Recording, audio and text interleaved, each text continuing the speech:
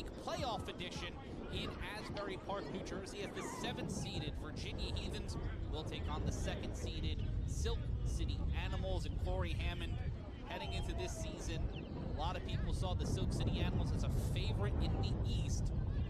But if you know anything about the history of this team, the fact that they would be a 2-seed at any point is a bit shocking.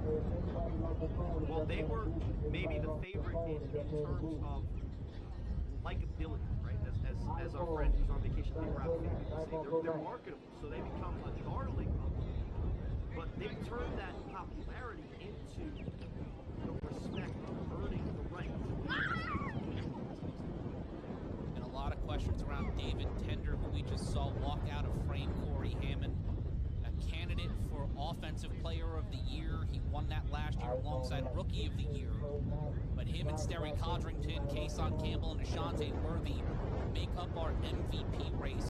What makes David Tender so special, aside from the fact that he's the quarterback of the Animals, but also is the rushing leader heading into today in the A7FL? Well, he's one of the most dynamic passers in this league, and also broke the record for rushing touchdowns in the game. That's how special David Tender has been this season, and that's how special his talent level allows him to be Sunday in and Sunday out. But for me, what separates him from other quarterbacks in this league is his ability to continue to throw accurately when he's off balance.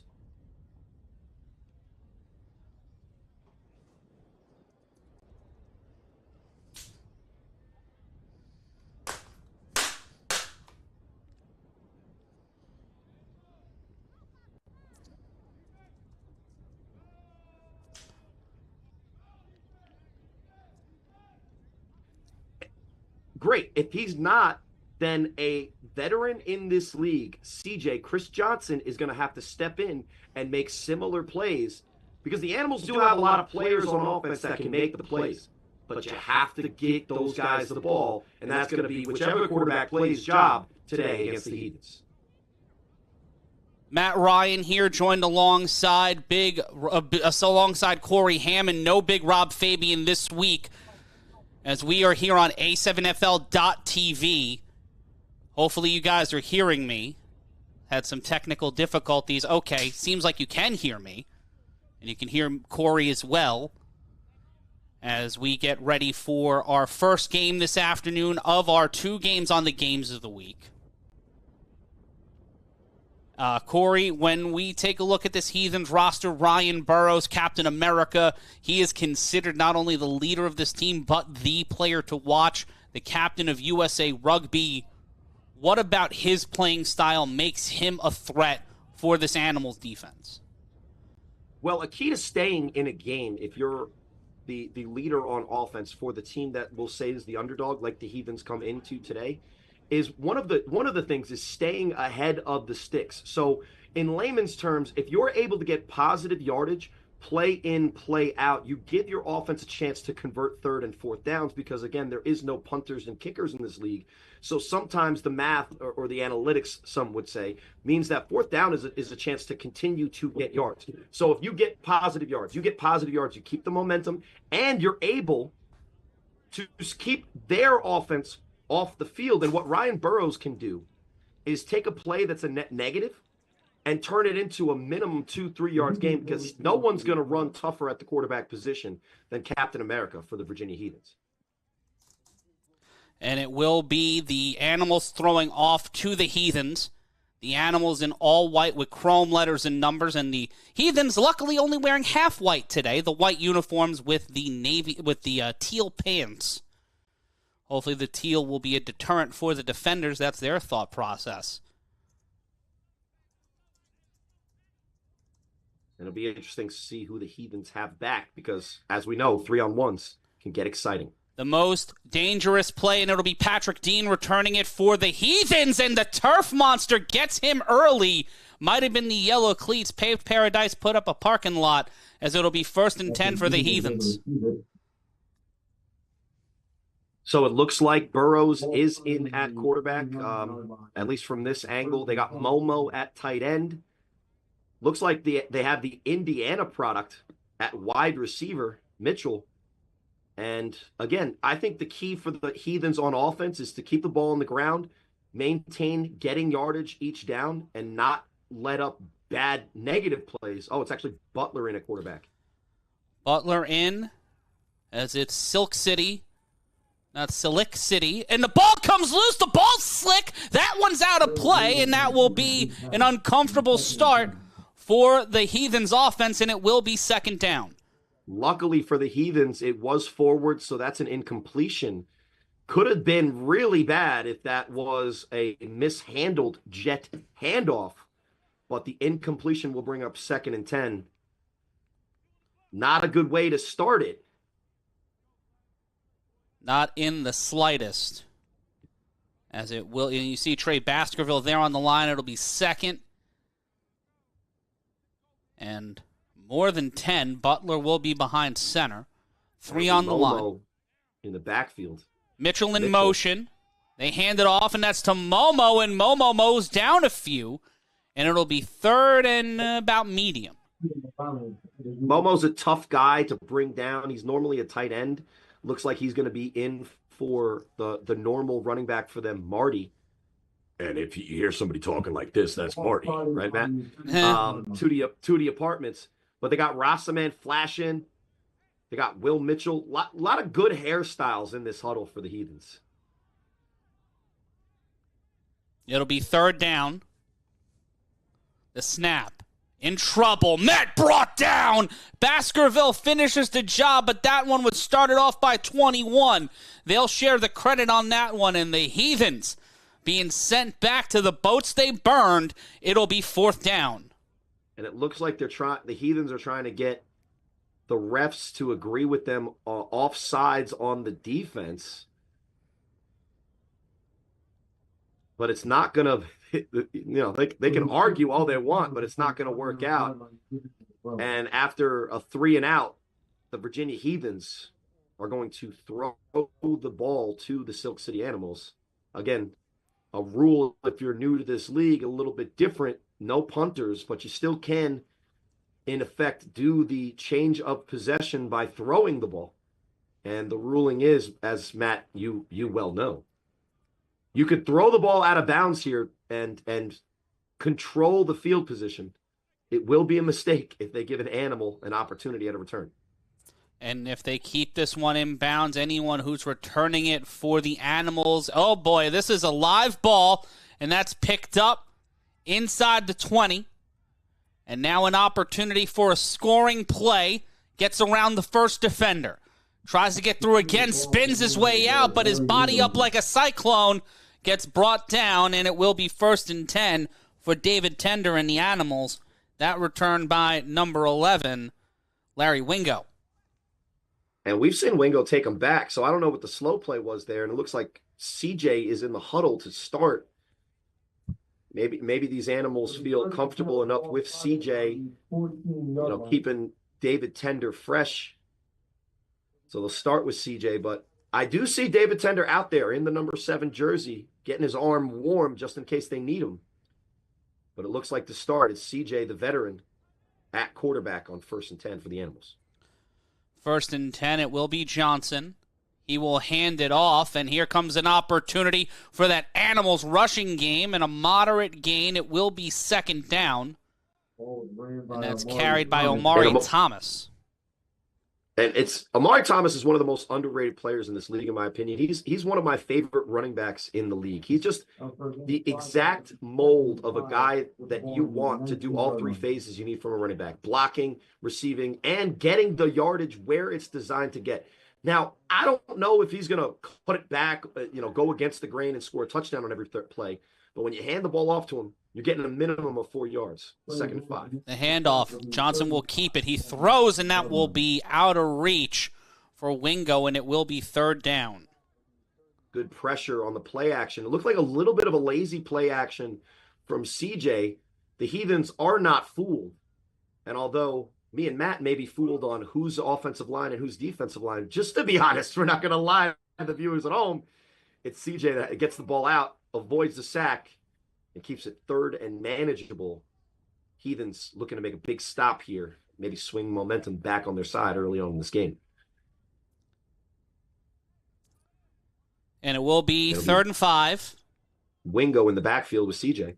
CJ will keep it. Johnson, the former Boston College product, will get on his bicycle, and he will find himself beyond the first down marker as the Animals will continue to matriculate the ball downfield. It'll be first down for this veteran-led Animals offense.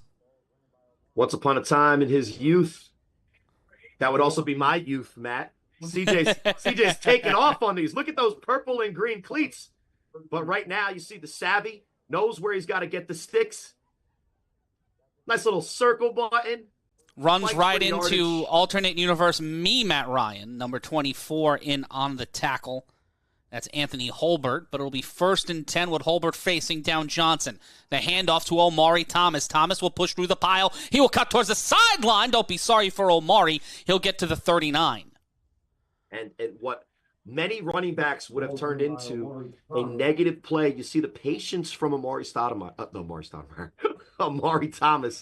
Different sport there. I'm thinking of how the Knicks are doing, gentlemen. Got the Knicks on the brain. But Omari Thomas is patient, waits for the seal, almost like the cliche Vince Lombardi situation. Here, we got a seal here. Yeah, seal here. And look at the hole. He sets it up, takes the yardage, gets upfield, and that's a great run from a very talented runner coming from Baltimore to play for this Silk City Animals team. And I remarked on this running game on A7FL in motion, but Johnson, flag there. We were about to see the passing game as a child chases a bag through a field in Asbury Park, which sounds like a Tom Waits song. But it'll be first and 15, or a potential timeout here called by Virginia. Matt, it's great to be calling games with you. We're having fun. We're making horrible references. We've already put $6 in the jar. I said Amari Stoudemire. I don't even know the band that you just said, but I can't wait to listen to him when I get home. Oh, Lord. I will say this. After playing the 10 o'clock game, one of the hidden factors, and you could see there with the TPG A7FL sign waving in that wind, the direction the Animals are going, they're facing an approximately 20 to 30 mile an hour wind in their face. That will be a huge factor in the passing game, especially for whatever offense is going in this direction. So the Animals, after the penalty, go trips to the top and first and 10 again. Johnson launches this one to the sideline, lets the wind work with it, almost intercepted, falls almost into their hip pocket that was intended for Kasim Perry, one of the breakout stars this year for the Animals offense. And Corey, now, that's the wind. That's Malik Greenleaf who almost picked that ball up. Listen, I don't know if that calls for a course Stradamus, but I'll tell you what, when you're throwing into that wind, CJ completes that throw 9 out of 10 times, a perfectly thrown ball to a wide open receiver and a touchdown. And here with the wind in the face, go ahead. They're hoping the Dan Giesling-inspired polychrome joints, the playoff polys, pay off for them like a type of relationship in Bushwick. They are looking to multiply here with 8:26 on the scoreboard in our first quarter.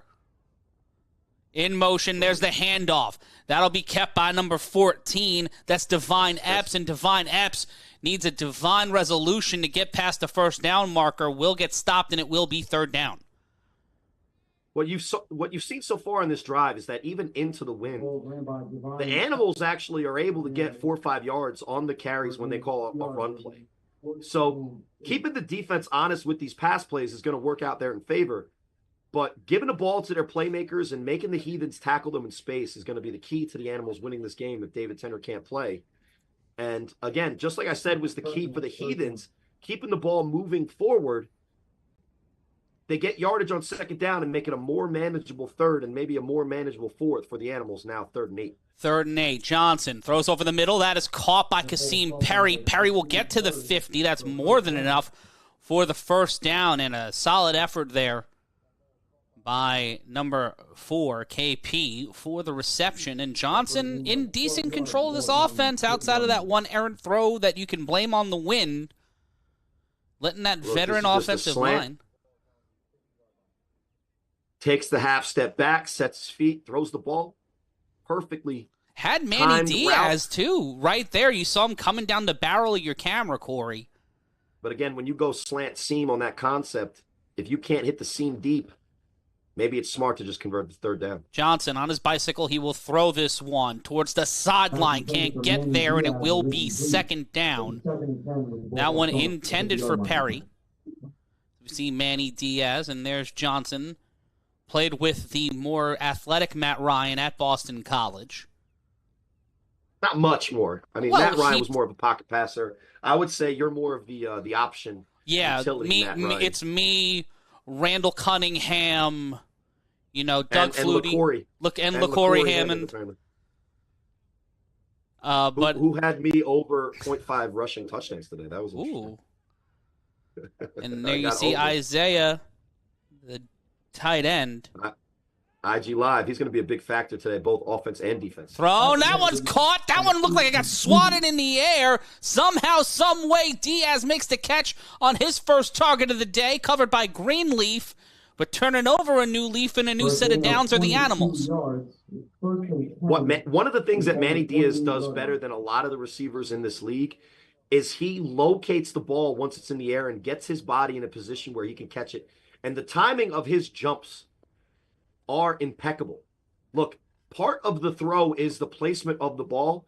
The second half of the throw is the way that the receiver adjusts to make the catch, and he just is right there. I mean, he's wide open, so that's just a great play. And in terms of options outside of David Tender today, Johnson, the best option available for the Animals, improving that here on the first drive of the afternoon. And there's the handoff, slip, slide, Divine F's, reach out and touch faith. Touchdown, Silk City. They go jet action dive. Defensive line get away. He learned. Look, hey, look at it. Oh, look at that. Well, will you look at that? We're not going to get fined this week, Corey. Santisteban held up his end of the bargain, and so did Divine Epps on this run. All right, well, it's still the first quarter, so a lot of football left to be played for the Santistebans. But the way that this play opens up, and there's a good effort from Mitchell to almost get there, not enough. Divine Epps' explosive run through the middle of the field. But the way you set that up with the jet action, defense moves horizontally side to side. So when you attack them vertically, they're already on their heels. Great first drive for the Animals. And here's the extra point attempt. Johnson rolls out.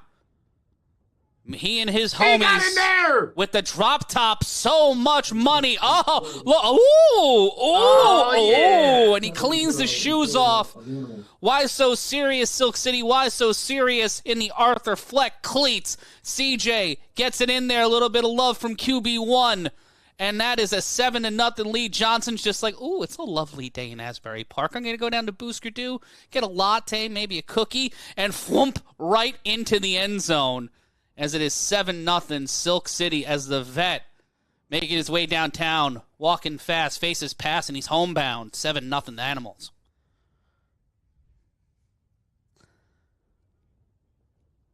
And Matt Ryan running alongside Corey Hammond. We'll take a brief time out at 7-0. It's the playoffs, sweet babies!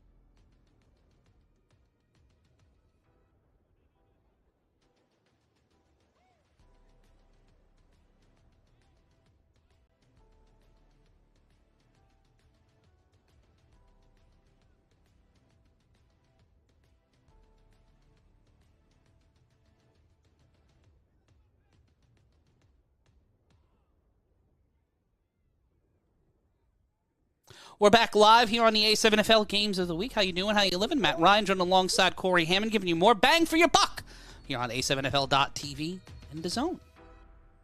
It's time for the 3-on-1 throw-off. Silk City with the 7-0 lead. The Virginia Heathens started off with the day, and now the Kentucky waterfall of Patrick Dean looking to be mean, breaks away from one defender on the untimed down, but he will get stopped, almost stripped.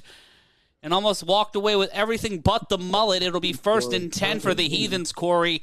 And no answer here on the return from a guy in Patrick Dean that a lot of people have been talking about this season. Well, when we've seen him on Games of the Week, he's been able to get a little loose.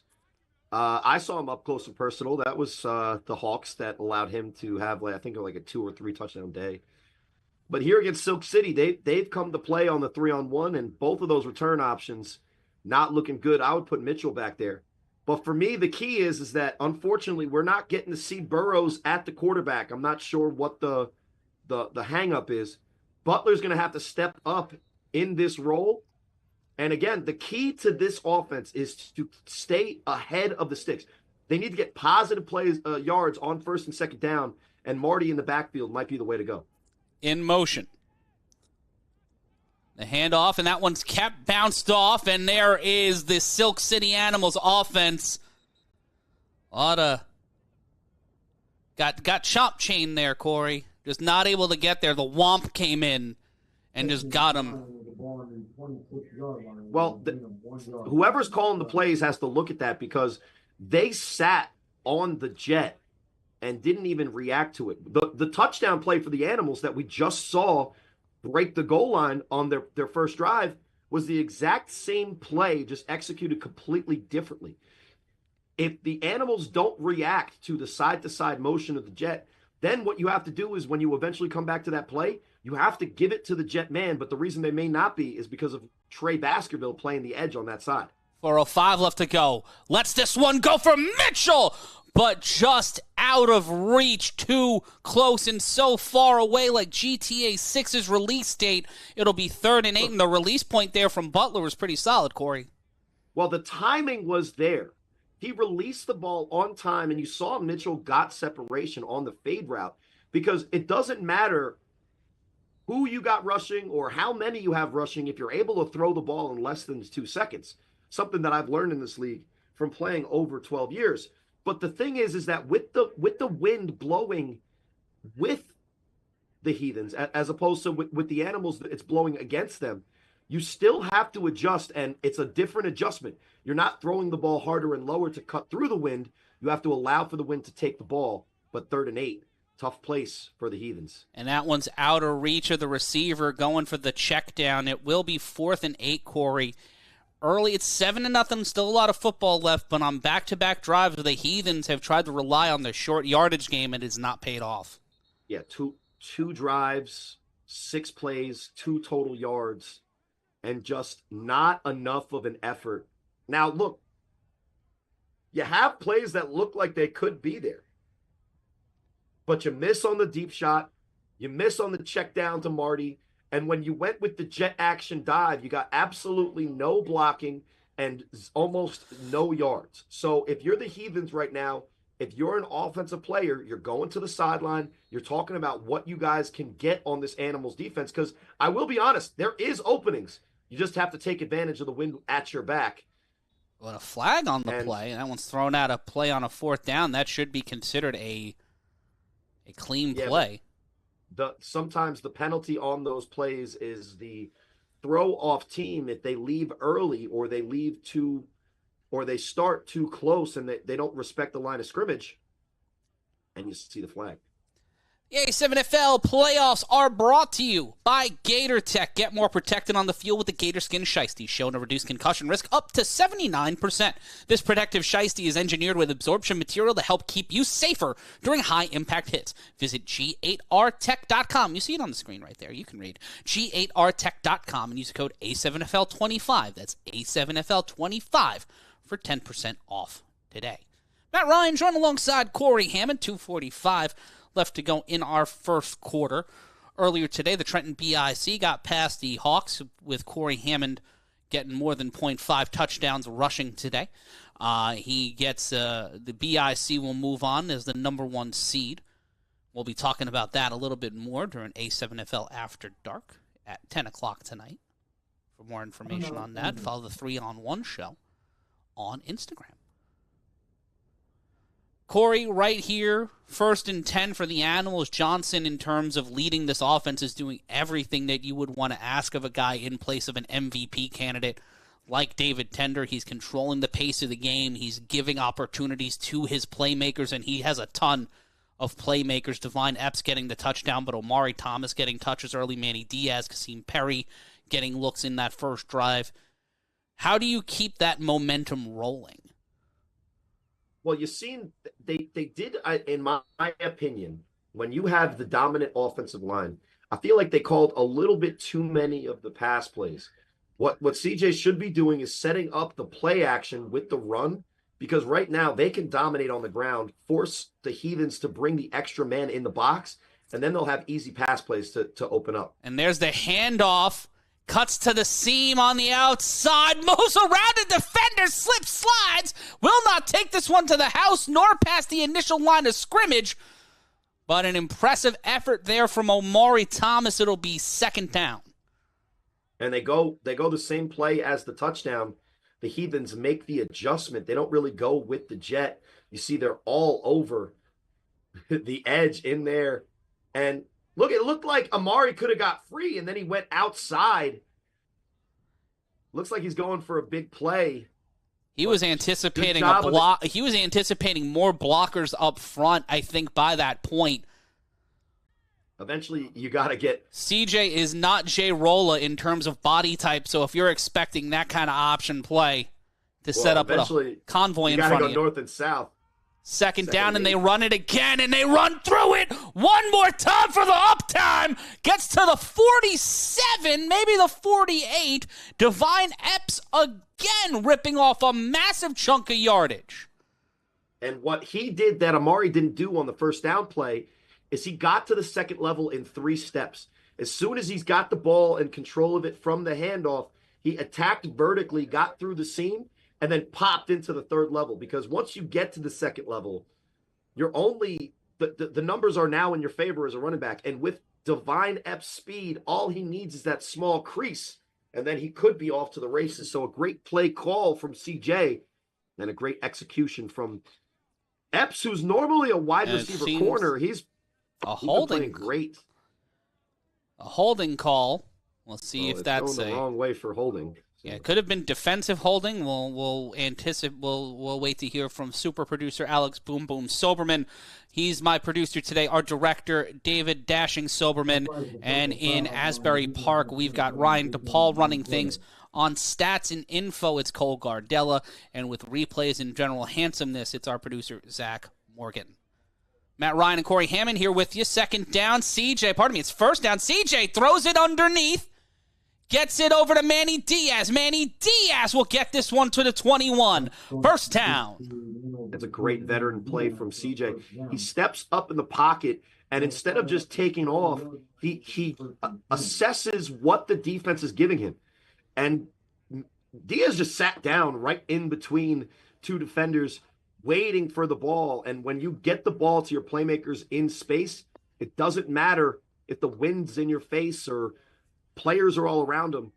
Make the defense tackle a guy like Manny Diaz.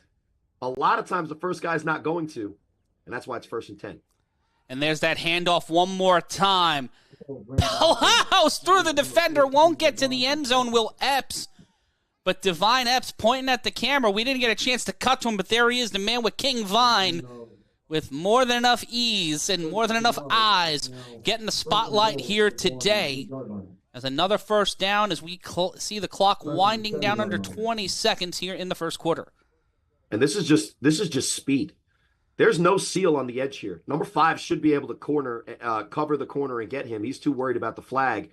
And good thing Will Mitchell's there to lay the shoulder into him.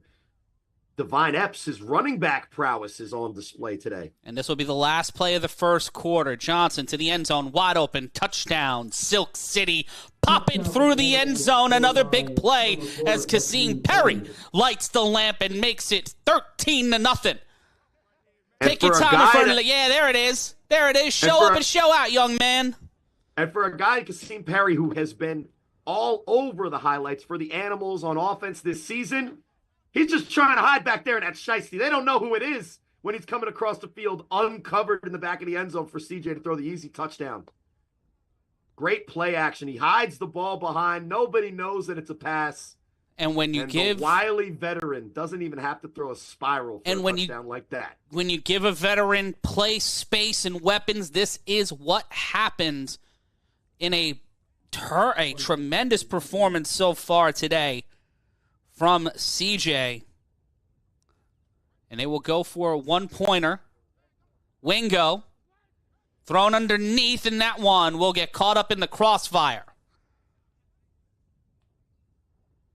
And it'll be 13 to extra point. Be no good. 13. Drive from the Animals. My bad. You're good. You're good. You're good, sweetie. You're good. Don't worry about it. 13-0 is your score. And the Animals with an early lead. The Virginia Heathens not able to generate anything on their first two offensive drives.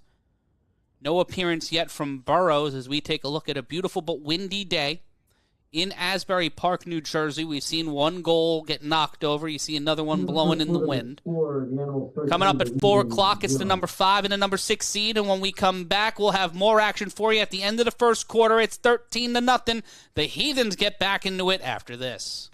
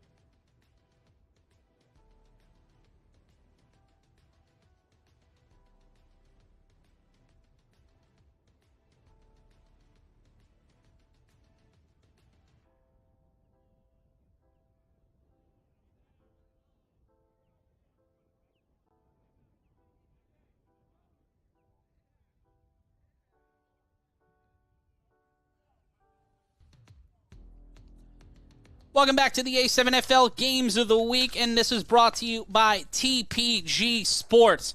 Go to where it's effort over excuses. It is TPG Sports. Get custom uniforms for athletes of all sports and ages. Scan the QR code now or go to tpg-sports.com or pick yourself up a custom A7FL jersey. Matt Ryan joined alongside Corrence Hammond. Look, Corey in the streets, but up in the booth, he's known as Young Corrence, and it's a 3-on-1 throw-off as Patrick Dean, for the third time, will attempt the Sisyphusian task of getting past the Animals' defense. Better field position this time around the 29-yard line, so it'll be 1st and 10 for Virginia. And to stay with Sisyphus, I believe that's who rolls the boulder uphill, right? You read the books I got you. I'm so proud. I got the spark notes. But the Sisyphusian effort is the Heathens offense. When you're going uphill, which now the Heathens have to, you have to maintain momentum. You have to keep churning forward. The thing that the Heathens have done on their first two drives is they have either net zero plays or net negative plays. And if that's what their offense is capable of doing today, they are not going to be able to move the ball. Butler. They need to get forward, and they need to do it on first down. Sends a man in motion. Wobble-de-wobble-de-wop, wobble-wobble. The Heathens in trouble and almost get the ball stripped out of them. and it will be second down. Now, that's a play that can pop if you execute it. They crack motion to the side of the toss. And what you're supposed to do on that crack motion when that wide receiver comes down the line of scrimmage is seal the defensive end. And the toss is supposed to give the running back an ability to attack that left edge once you open it up. The problem is the block's not there, the toss isn't there, and Marty's just sitting there with a really deep voice and nowhere to run the ball. And again, it's second and 10. Look, if he can do a back sell and bring into Donna Summer and run for 8 yards, he can take my job. In trouble. Oh, good, maybe. Holy, maybe. And that right there is Man. And that's his name. Cousin Man. That's what he's known as. Cousin Man. And when Cousin Man is left unblocked, somebody's saying, whose man is that? And it's apt. And speaking of Marty Marcel's deep voice, Cousin Man actually named himself after Cousin Brucey Morrow because he plays the hits on opposing offensive players. It'll be 3rd and 19. Yeah, and when I start the drive off by saying you can't have net negative or net zero plays on offense, the Heathens say, hold my beverage and get 0 yards and then lose 19 on the next play. So now the Animals with Trey Baskerville and Cousin Man are chasing down Butler with a vengeance. Butler launches this one to the sideline, and the wide receiver couldn't track it down. Number 18. That's the best throw by either of these quarterbacks all day. That's almost the perfect placement into the wind. The problem is that the guy out there running the route is normally a running back. So when the ball's in the air, Marty Marcel is not a guy that throughout his entire football career has located the ball in the air, adjusted to the route, and made the catch. If that's Mitchell, maybe that's a big play. But a well-thrown ball from Butler is wasted. And again, 3 and out for the Heathens. This is not the rhythm that you want on offense to get now a total. And Cole, check my math. I believe that is now negative 7 yards of total offense on 3 drives for the Heathens. Ish Kabibble, feel the rhythm, feel the rhyme. It's Axel Vega Rodriguez time as he'll be the one returning it for the Silk City Animals. And will this one stay in bounds? It will not. It actually bounces, still in play, and it's Vega Rodriguez getting to the 45. Oh, no. Oh, goodness gracious. Like Kelsey Grammer on a stage, the Heathens take a fall. Silk City runs it into the end zone. Touchdown, Animals. Oh, good Lord. Well, not only can you get 0 positive plays on offense, you can't execute the 3-on-1, we'll call it the 4th down, turnover on downs, punt, throw. I don't know. We got to. I have to come up with a better term for that. But if you can't get the ball out of the bounds, you give the Animals an opportunity. And when you have an opportunity, this is what can happen. It takes a bing bong bounce, and while his hair is luscious and lovely, it lies in the Asbury turf as Vega Rodriguez gets all 4 axles moving. And unlike NJ Transit, he takes the Heathens for a ride and gets the touchdown. The thing is that Dean is supposed to be the outside contain guy on that side. So when he loses outside contain, Marty is playing the middle of the field. It's game over at that point. When you get blue shelled by the turf, Corey, that's just not a fun day at the office. Listen, green shell, red shell, I don't know if I'm colorblind or if everybody's wearing the same color right now, but if you get hit by a shell, you get your Mario coins knocked out, and that's not a good way to cover the outside contain on a 3-on-1 return.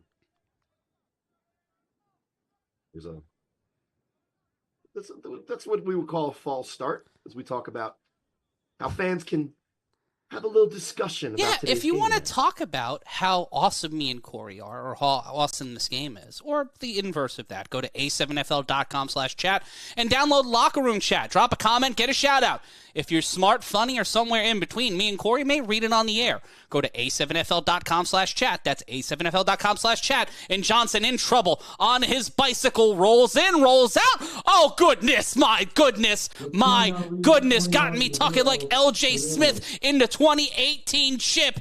Adding more points. That boy King Vine goes up top, chicken box. And the Animals continue with their lead.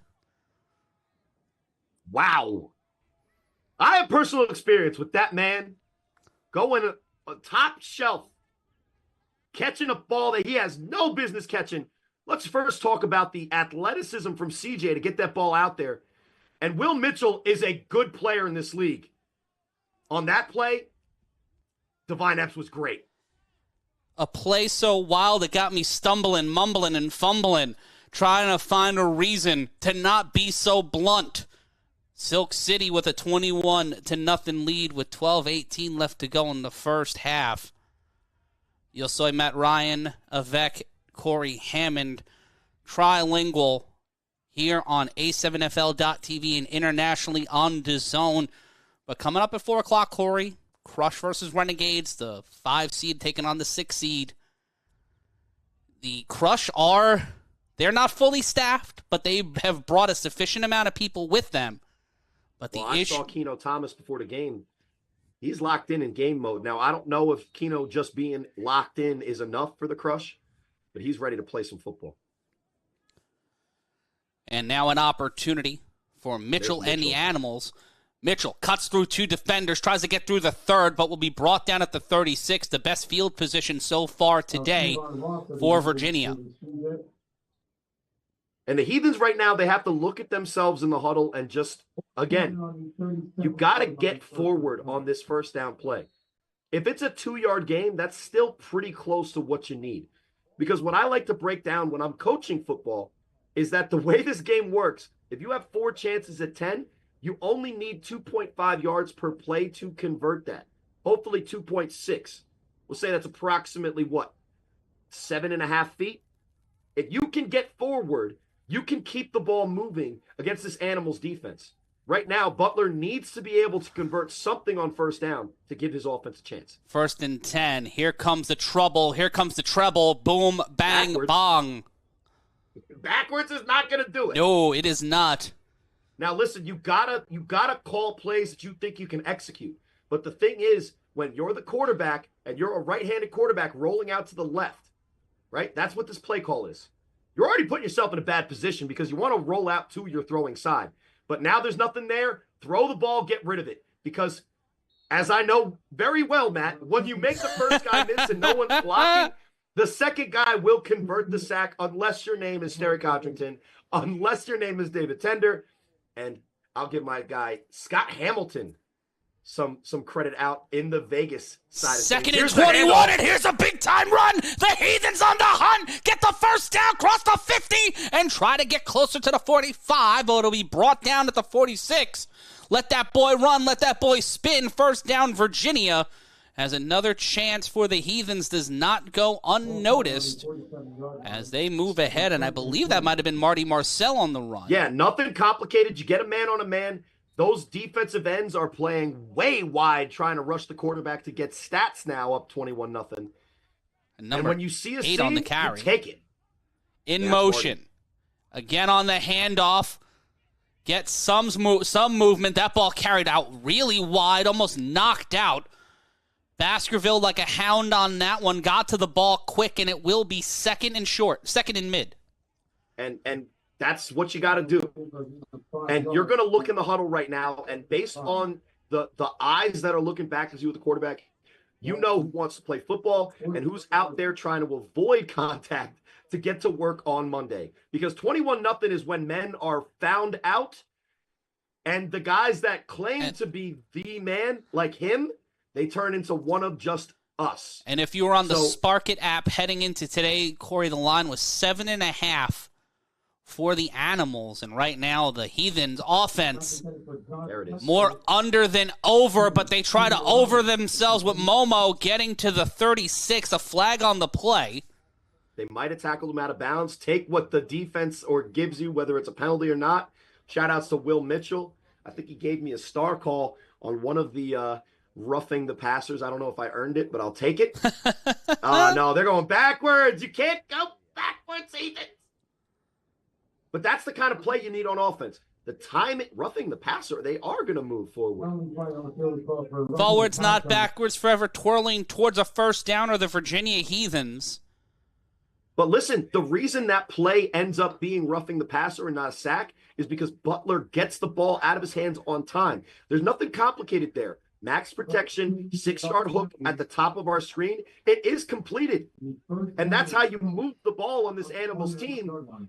And then they give you an extra 15 yards on top of that. So right now, you wish the Heathens, after their I-95 trip up here, were to start the game like this. They'd be in a much better spot. But they are moving and looking to put points up on the board. After watching 9:30 left in the second quarter. After watching their hair flow in the breeze on the uwu cam, the Heathens look to make some noise on offense. The handoff again to number 8. He tries to push through on a moderate gain. May have gotten to 1 or, just about a gain of 1. Got him to the 20. So if we don't have the Steve Rogers Captain America, is this now the other one? I'm losing. What's the guy that became Captain America and then was ceremoniously turned into like Agent X or something for the Thunderbolts? I wish I could make Rick a Marvel Bogner. reference right. No, that was the fake Razor Ramon. Dean Koontz, no, he was a murder. You know what? I'll get back to you. All right. Second down. Somebody Google it for us in our locker room chat. On the toss. Gets under, but Baskerville getting him in a gut wrench. Try to do a slip attack and take him down. And that's a carry by number 17, Stephen Momo Morales. And that'll be third down. On the 22-yard line. Now, what has been a good drive so far stalled on those last 2 plays.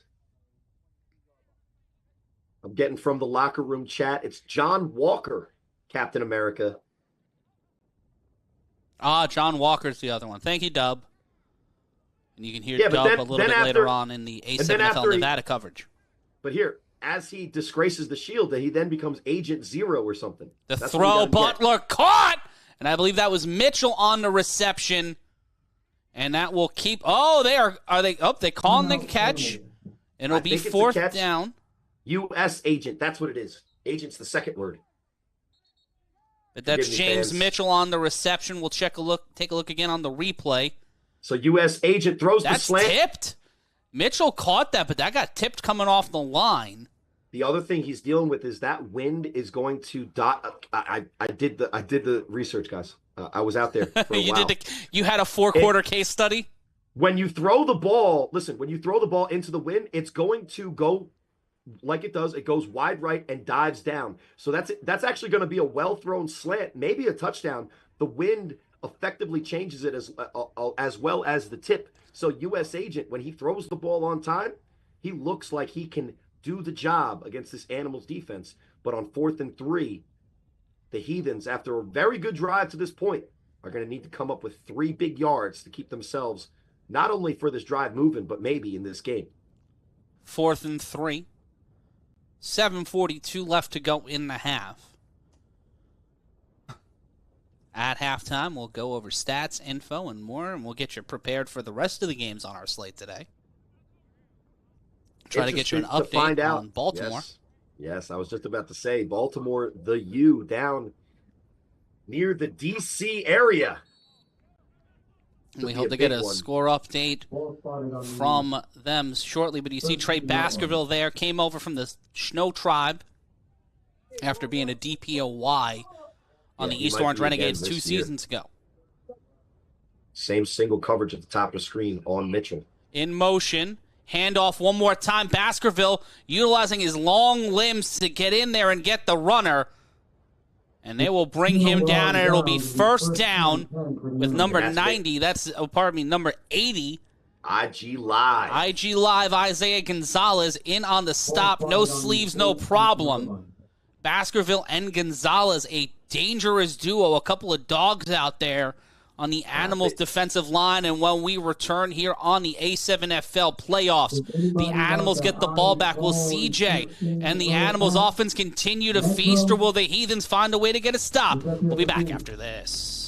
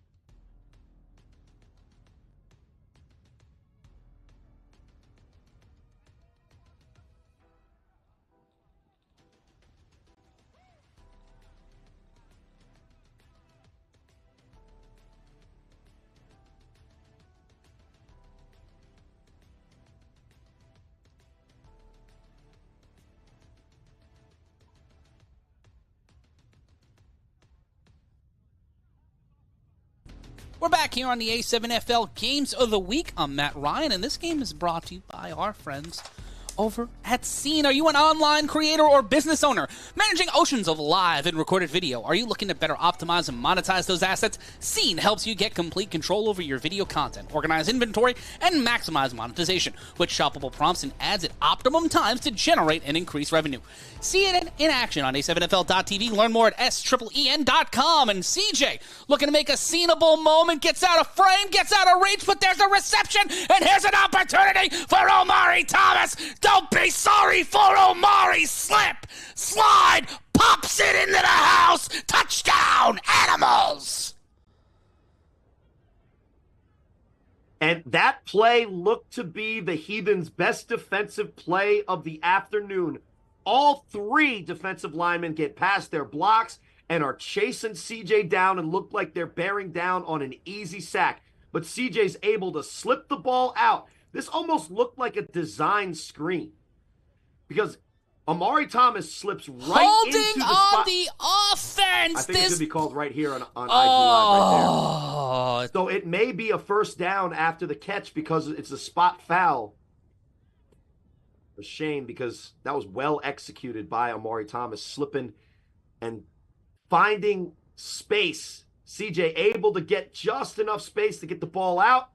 Finds the wide open guy Omari on Thomas him. Space. I'm so I mean, mad. to be fair, that's the block that sprung it open. IG Live is doing his job, but when your arms are extended and your fists are gripping 100% full of white jersey, Kessler marks himself as eligible. It'll be 1st and 10. And that is Mike sighted. Liberty. Mike Liberty screams to the 45. First down, Silk City.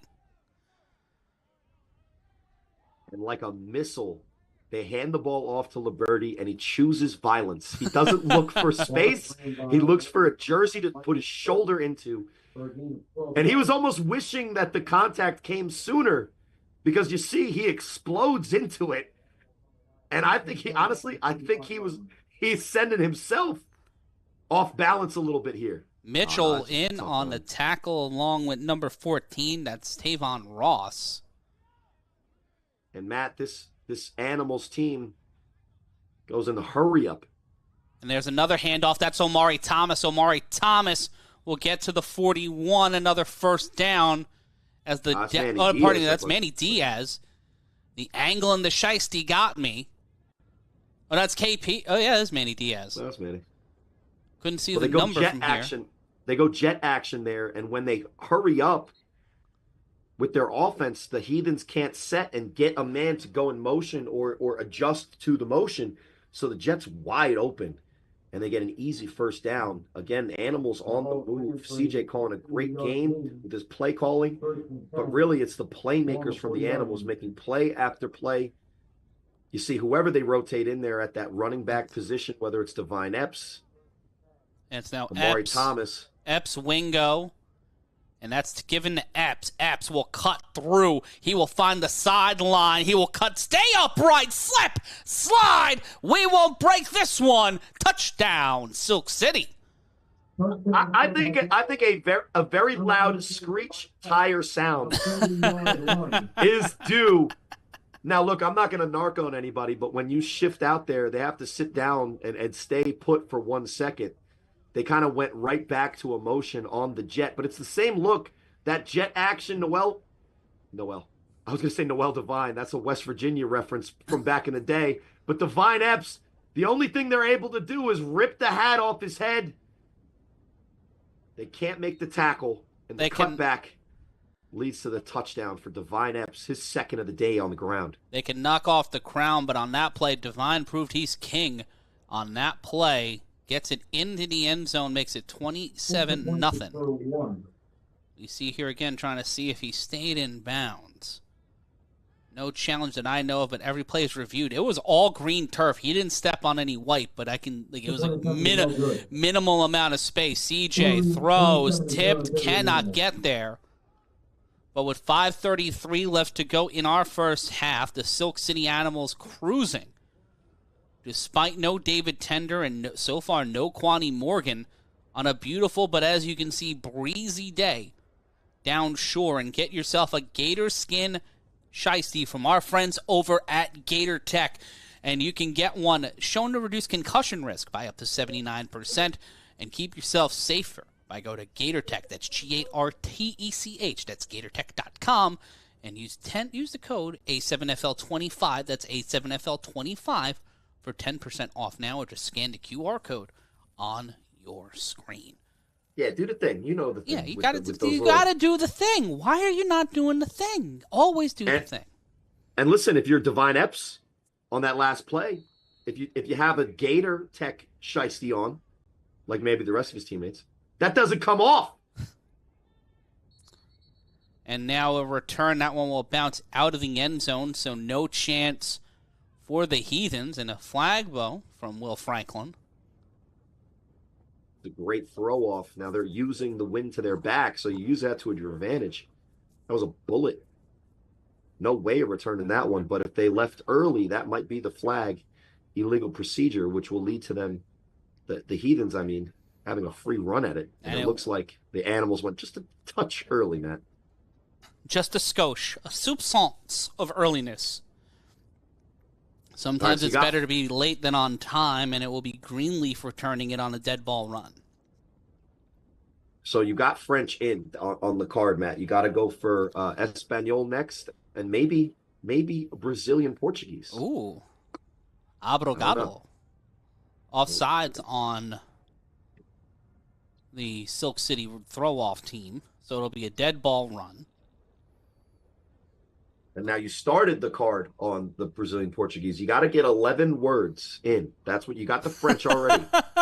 And now an opportunity for the return. Smothered, covered, sent down. Gotten Himmel. It'll be 1st and 10 for the Heathens. You like the speed on the attack, but what will break those is the control. Because what you're looking to do as a returner on those 3-on-1s is to make the 1 or 2 men miss. Nobody misses here, but it's good field position for the Heathens. They were moving the ball on their last drive. Now they just have to put it together. And Butler's going to go empty backfield. Mitchell at the bottom of your screen. Butler throws it underneath to Mitchell. Mitchell in trouble. Gets help from the block. Will scream down the sideline. Mitchell will get knocked out of play by LaPera. And he's trying to put him to sleep like Joe, but Mitchell will stay upright. 2nd down. Mitchell's really had a good year. His first year in the Northeast. Last year, he was a rookie for the Indianapolis Octane, and he kind of popped off the screen. You see here on the quick screen, if he catches it on the first catch, maybe he can get more. But he does make the first man miss, which pops it for an 8-yard gain. Look, if they give you the quick screen, just like BIC, take what the defense gives you, make them press, give yourself a chance, especially with your wind in your face. Butler, U.S. agent, now has a 2nd and 4. 4:24 left to go in our half. Butler throws this one to the sideline, out of reach, almost picked off by the Animals. It will be 3rd and 4. Trying to do a little too much there, Corey, with time on your side and sufficient timeouts, just trying to make more out of a quick 4-yard pickup. Yeah, well, it's going to be tough for both of these quarterbacks when they're in tight coverage to kind of differentiate which is their guy and which is the other guy. But when you're throwing into the wind, you got to just give your receivers a chance, and they have to make the adjustment because the wind is going to force that ball to die. So he does avoid the sack. He gets the ball out, but a little bit of miscommunication on who his intended receiver is. And Wyatt Russell, Butler, back there on 3rd and 4. In trouble. 3rd down, and it will be 4th and a whole lot more. Flag on the field. Horse collar on the sack, so that could give the Heathens some second life here, Corey. Yeah, Butler rolls out, nothing doing. We call him Wally Cleaver, number 35 for the Animals. Bears down on him. LaPera. All over this. I'm not sure. Listen, I've been taken down a lot of different ways in this league. This kind of looks to me, it's pretty much right there. It's on the shoulder. I don't know. Give him the yardage. 1st and 10.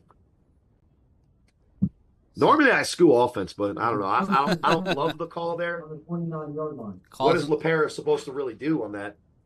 But with a water boy on the back of the jersey, he's just trying to go after the quarterback. You heard him when he was running to the quarter. Yeah! Trying to provide some quality H2O and a quality stop, but it'll give the Heathens a 1st and 10, 3 wide receiver set to the top of your screen. Off the screen, the Mitchell ball's popped up, tossed back in play, and that one will stay out of bounds. No, that was inside the hash, or outside the hash. Now, if he jumps from the field out of bounds and throws it back in bounds, game on. Yeah, no, if that stays in bounds. None of it was really working on this play. Here's a little insider tip. When you go quick screen to the right, you see how much time it takes for the quarterback to turn his shoulders all the way around. You go to the left because you're standing in the throwing position. Would have been an amazing play if they were to convert it.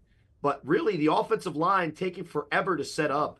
The hesitation Mitchell the quick screen gets it on the motion. Bounces right off the returner and gets stopped. It'll be 3rd and 9 as this Heathens offense unable to push their momentum further after getting a bailout on 3rd down. Yeah, the jet sweep works when you can get that seal, but if you can't block the defensive end, you have to widen out your route as the runner, your path forward. Great defense from the Animals. I don't see anyone blocked, and there's nowhere for Mitchell to go. At the 2-minute warning, we will see what the Heathens do next as we take our time heading into the second half. Animals with the lead. We'll be back after this.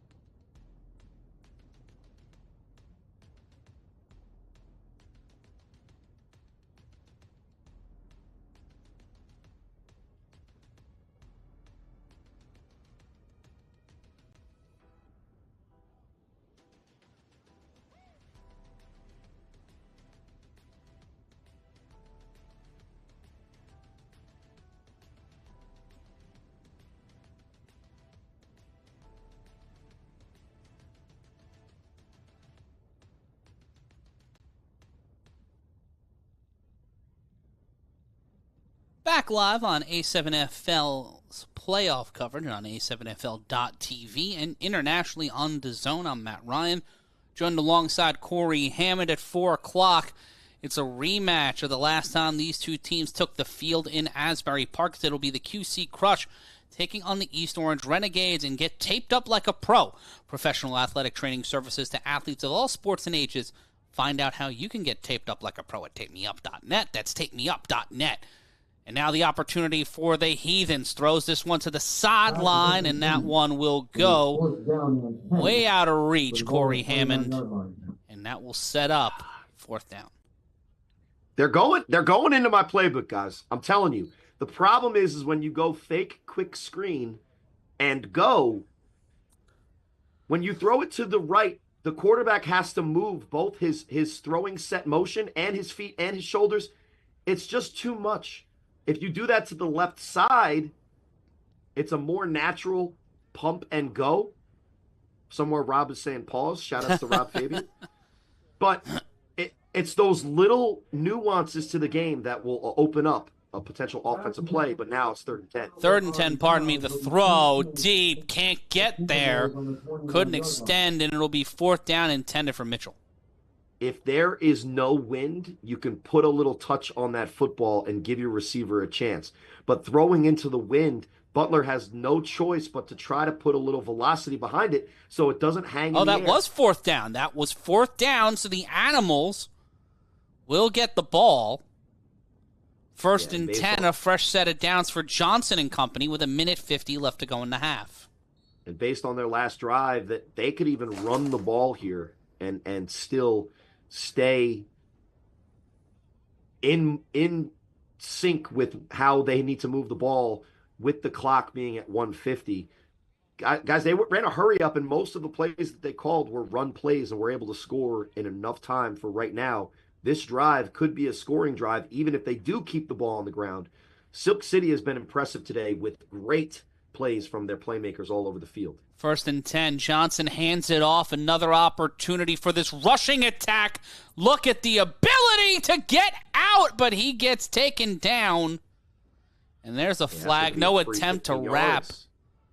Divine Epps makes men miss, dances on the sideline, and when the Heathens force him down, he's well out of bounds, and they may get another 15-yard penalty of their own. And it just goes to show you when CJ's calling plays, he's a veteran quarterback. He can feel the momentum of this game, but he knows. And it's a late hit on the defense. He knows that his offense can convert even the yardage they need, even with only 1:50 on the clock, by running the ball. He's way out of bounds here, so you gotta give credit to the effort there from the Heathens to make the stop. But you have to have the wherewithal to know that the whistle's been blown and the play's dead. You see right here, he's well out of bounds. He's still fighting for yardage, but you can't make the extra contact. Rome Miller with the low bridge. And a free 15 yards for the Animals. And we will see the Animals get further downfield. The penalties were stacked. And on sportsmanlike on top of that. So it's late hit, 15, and then losing your cool, the emotions getting to you, the score looking the way it does. There's another 15 for an unsportsmanlike we see off camera, and here's CJ throwing it downfield. And that one will be incomplete.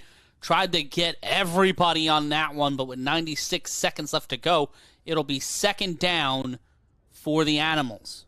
That's not a poorly thrown ball, but that's great coverage from the Heathens. Manny Diaz loves that route, and if you throw the ball and give him the height on it, he'll jump up and catch it. When he set the record for touchdown catches in a game, that was at least one of the touchdown catches on that deep crossing route. But CJ throwing now with the wind at his back.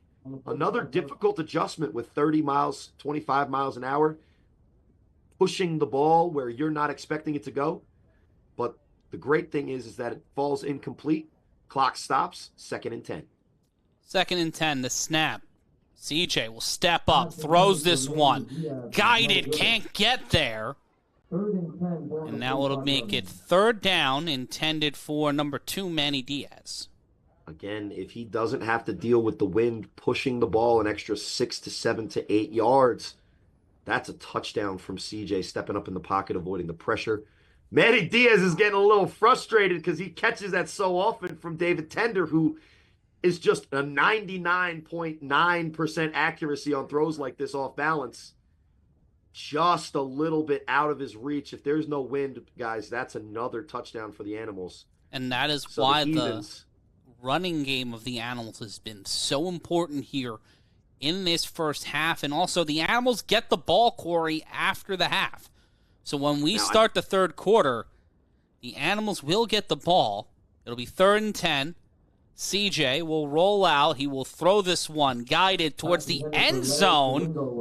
Wingo was trying to get inside, could not get there, so that'll mark 4th down for Silk City. And now the Animals, they're playing football, right? So they're doing what they got to do.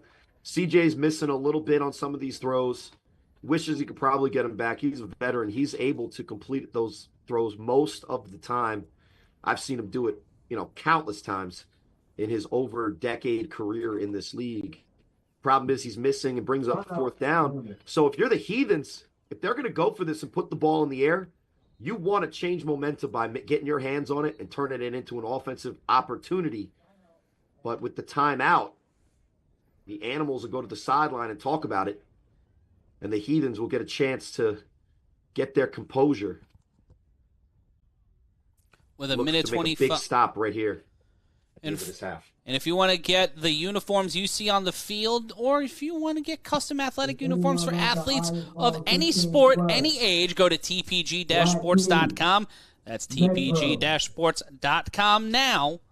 Or scan the QR code and get yourself an A7FL custom jersey, or get something for you and your team. That's at tpg-sports.com. The man with all the answers, the man with the clipboard, Richie Augusto, the offensive coordinator here on the timeout, talking things over with CJ as it's a 4th down opportunity as the Heathens look for a stop.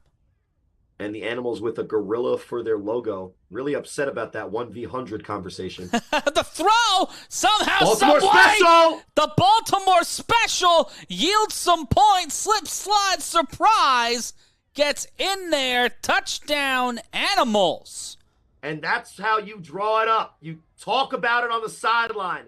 Everybody rushes to the line of scrimmage. The Heathens can't count. And see, only there's 6. And guess what? The Heathens are closer to being from Baltimore than Patterson, Silk City. And there's just no way a team coming up all the way from I-95 should ever allow for a Baltimore special to be done on their heads, end of the half, 4th down, by a team from Jersey? Well, somewhere. The Silk City now in the DMV as they hit the Baltimore special. And somewhere Idris Elba in 2008 is upset with everyone on that sideline for the Heathens that's from Baltimore.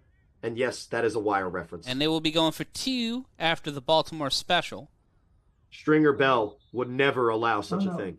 The Animals saying we're back up like HBO Max with a minute 18 and now a timeout call by the Heathens with a 2-point on the way. And Corey, when you walk into halftime, when you're the Heathens, what are the things that you have to think about on offense? Because they have weapons, they have tools, they just have not been able to consistently build off of their offense, whether it's the wind, whether it's the weather, or whether it's the pressure of this Animals defense. They cannot get off the blocks. Well, a lot of times in the A7FL, getting yards between the 20s is possible, but you have to capitalize with no soccer players here playing this sport. You will not see a 3-point put on the board because of a good drive and a pat you on the back for getting close. They got to punch it in. But the thing is that touchdown on 4th and 10 at the end of a half on a Baltimore special is such a gut punch. Listen, I don't even know what you say. Toss back for the extra point, the throw, and cannot somehow, some way, Wingo comes through with it after it slips through the hands of, I believe, CJ. Couldn't get a target. It was. See, it slips through the hands of CJ, ends up in the hands of Wingo. And that is a 2-pointer, making it a full Patrick Ewing, 33-0. Animals lead the Heathens. We'll see again on the replay. The toss back from CJ. He'll run out to catch this one. And then that's KP, Kasim Perry, throwing that one through the hands of his own quarterback and through the defender. Somehow Wingo comes up with it to make it 33-0. We check again on the replay. Gets around Dean, throws this. He's wearing ice skates tonight, man. Those are not cleats. Oh, my goodness. Much like the Dallas Stars against the Winnipeg Jets last night. Skating through, no need for OT, but a possible need for a handshake line when it's win-or-go-home season in the A7FL playoffs. CJ dropped the ball, but much like when we were kids playing ball in Sunset Park, slip, slide, find opportunity, and now Patrick Dean trying to make an opportunity on the 3-on-1 throw-off. Dean, he's a mean machine, and he will find himself hitting the turf with emphasis, and it'll be 1st and 10 after the solid return from Dean. Not as much in yards, but in grit. They'll set him up at the 21.5 core. 118. You got the time if you really could bust a play on offense. The problem is that the only play that I think they've gotten to that big play, demarcation, which is like 20 yards, is just a simple dive from Marcel up the middle when the defense was over pursuing at the defensive end. So there's really nothing that the Heathens have designed that has gotten anywhere near what you might call a big play. And right now, listen, I hate to do it because as a quarterback myself, I try to give everybody, I try to put the onus on myself. I got to do better. But there's just been too many plays where this offensive line is standing around watching the Animals make the play in the backfield. They got to block better for this poor young man. Butler launches this one. Caught, intercepted. Oh, Mitchell got caught up in the lights. That one snagged by Jamar Wheeler. That is his second pick on the season. And Wheeler making it uncomfortable as the Heathens seeing their boats burned here in the first half. Yeah, U.S. agent Wyatt Russell, my guy Butler. Listen, he's replacing a Captain America, so you got to do your best job. But when you step up in the pocket, things are already going bad. The wind dies down this pass after already throwing off of your back foot. You're just trying to give your receiver a chance. The problem is that Mitchell actually burnt his coverage, and the underthrown ball is only catchable from the defender.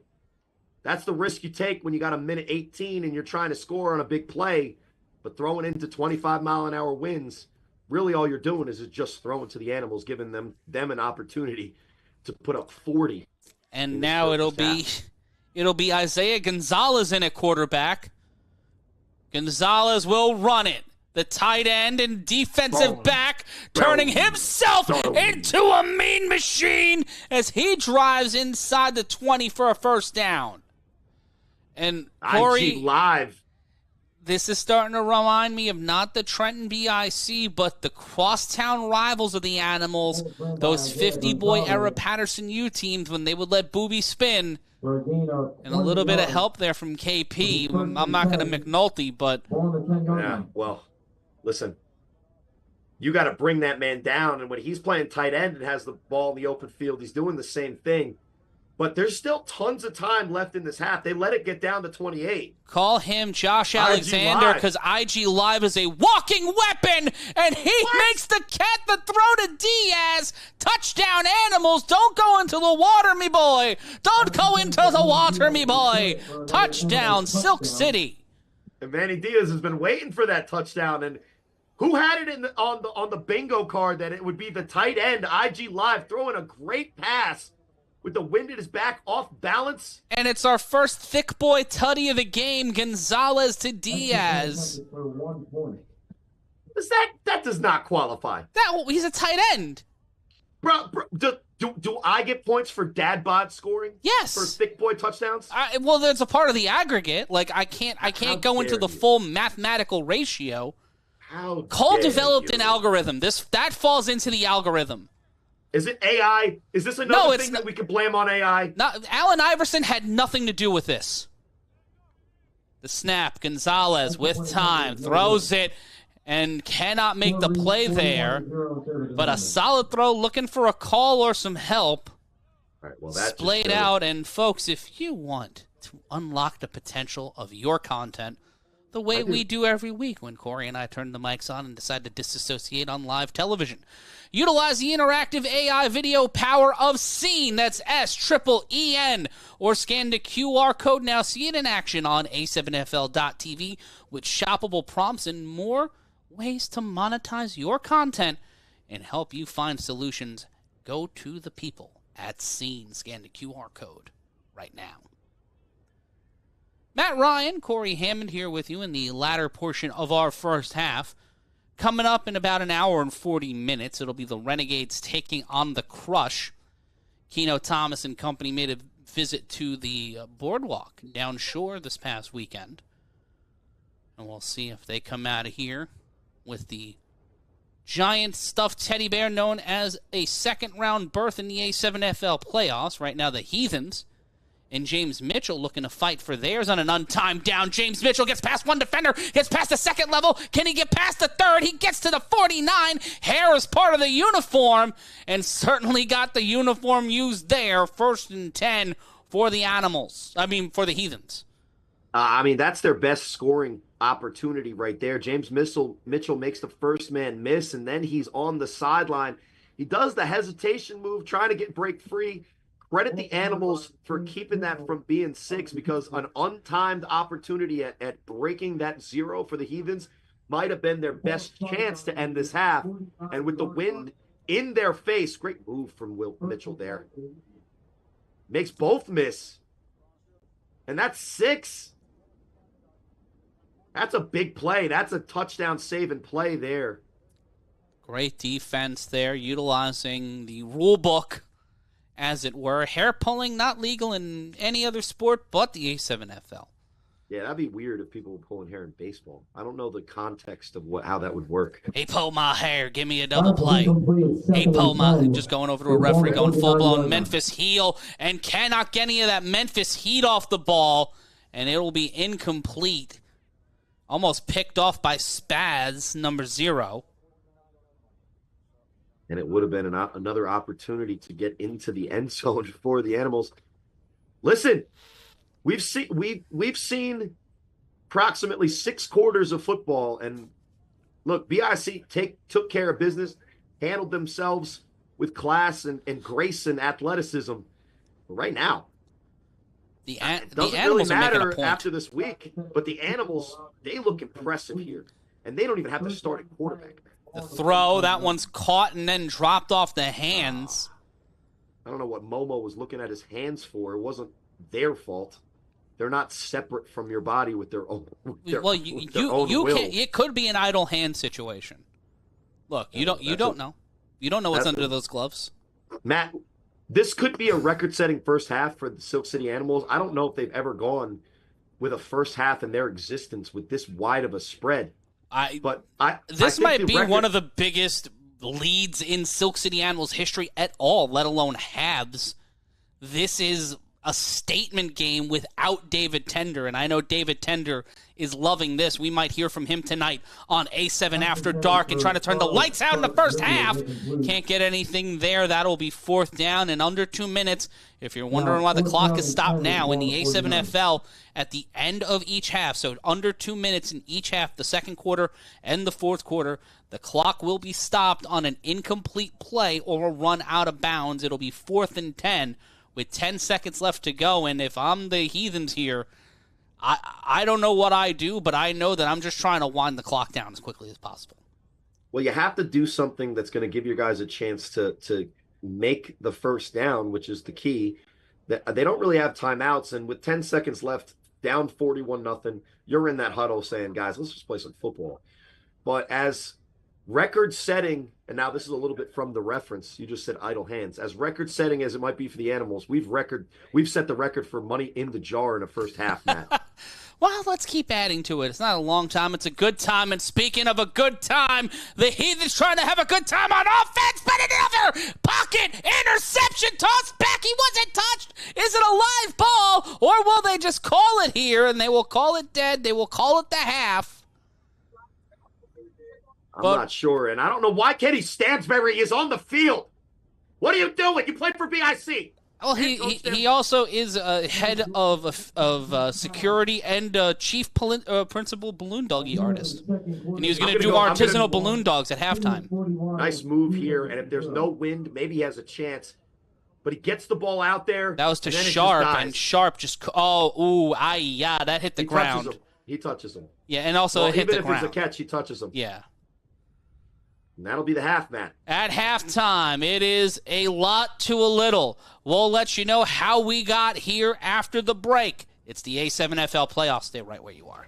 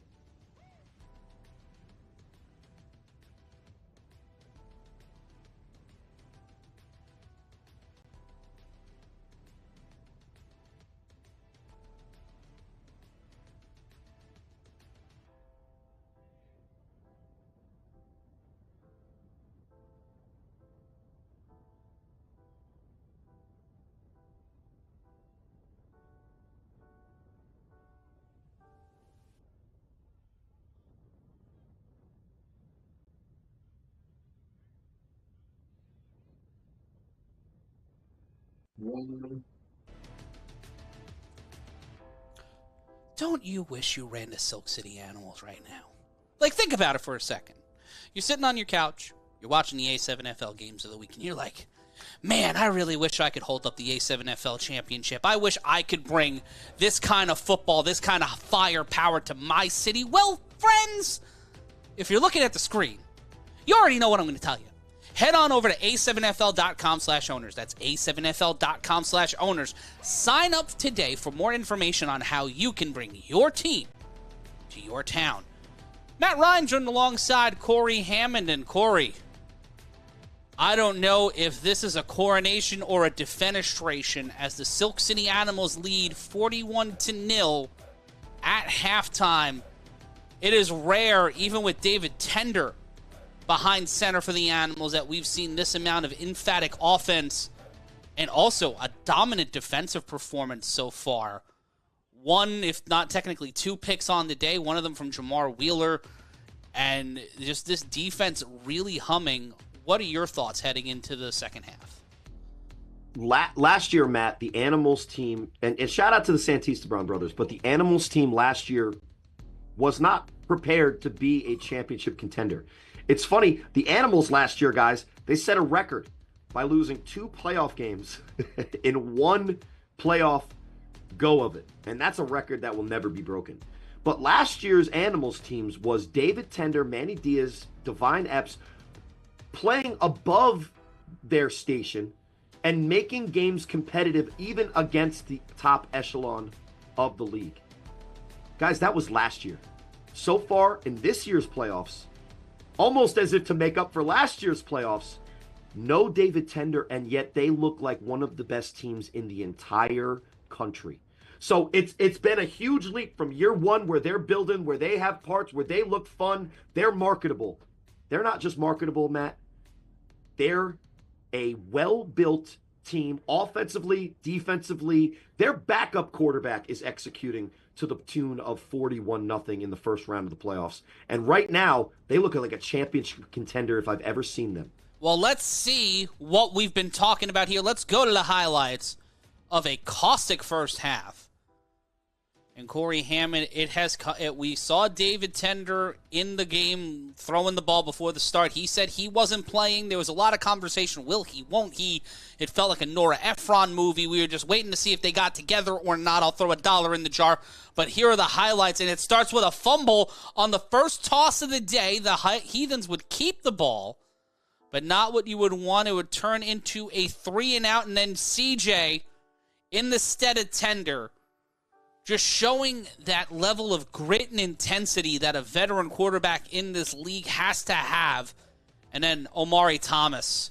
What else can you say about one of the most dynamic runners in this league on probably the most dynamic offense in the league? And then CJ getting it. This was the Heathens' shot to start this game off and really have a chance to win it. When they drop that, then this happens. Bing, bong, caught, and that is a huge play by KP, and then sets up the slip, the slide. Divine Epps reach out and touch Faith.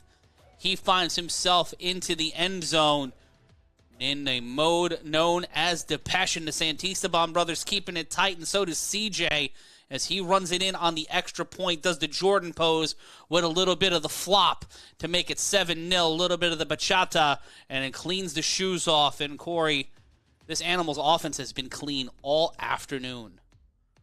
And it starts with the offensive and defensive lines for the Animals.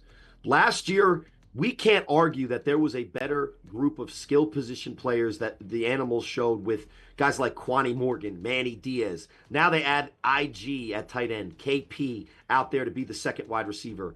Divine Epps, you see him here playing running back and being one of the leaders. They also add Mike Liberti. We'll see him later in the highlight check. There's KP completely uncovered. But now what the Animals have is an offensive line that controls the line of scrimmage, a defensive line that puts pressure on the quarterback and running backs.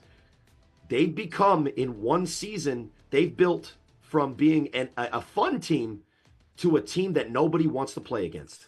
And you see that here on defense. A lot of the bigger questions about this Animals team heading into the season was how were they going to rebuild on defense? Adding Trey Baskerville set it up, but what a play there. Just the bodies on that line and the speed at corner. This was a live ball, by the way, and it found its hands into the hands of Divine Epps. Makes one man miss, eats the turf, slip, slides, say bye-bye, like our buddy Big Rob, who's on vacation. That's been sorry for stepping all over your call and Rob's by proxy, but that has been the microcosm of the Heathens' day all day. They go to throw it out of bounds, it dead drops at the sideline.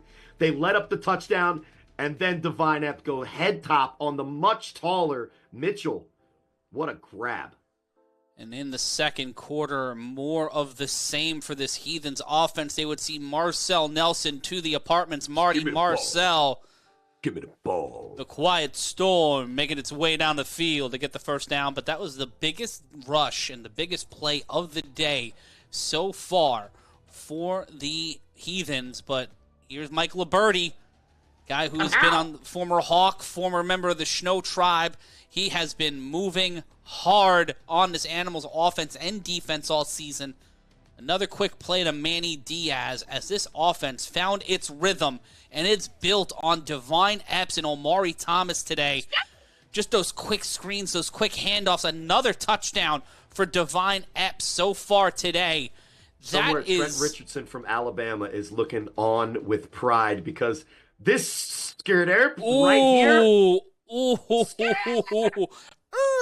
Lost his kufi, but not his confidence. Got himself into the end zone. Gator Tech would have stayed on, Matt. Gator Tech would have stayed on.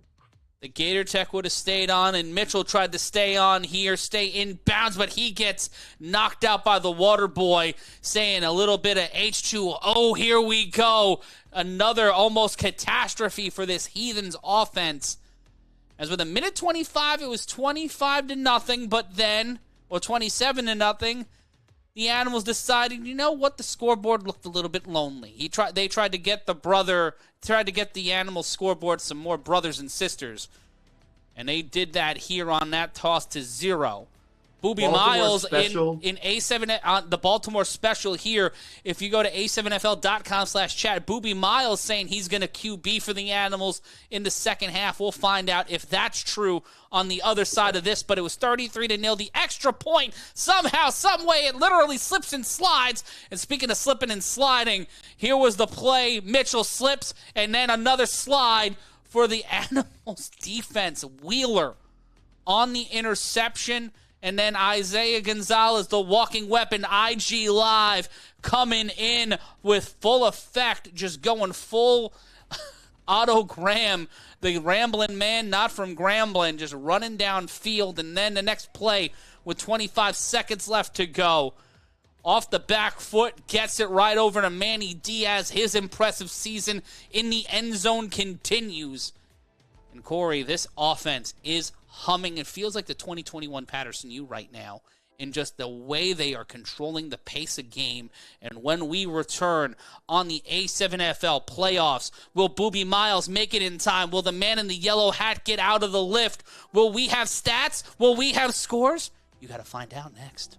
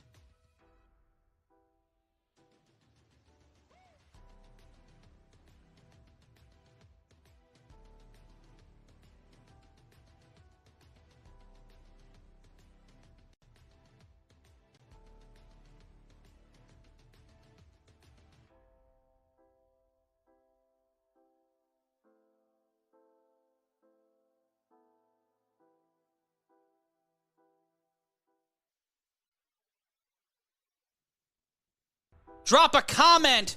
Get a shout out. That's all you got to do, babies. Go to a7fl.com/chat. That's a7fl.com/chat to download Locker Room Chat, the official conversation app of the A7FL. And you're going to want to conversate about this with me and young Corrence Hammond. Corey, it's time for the stats here at halftime.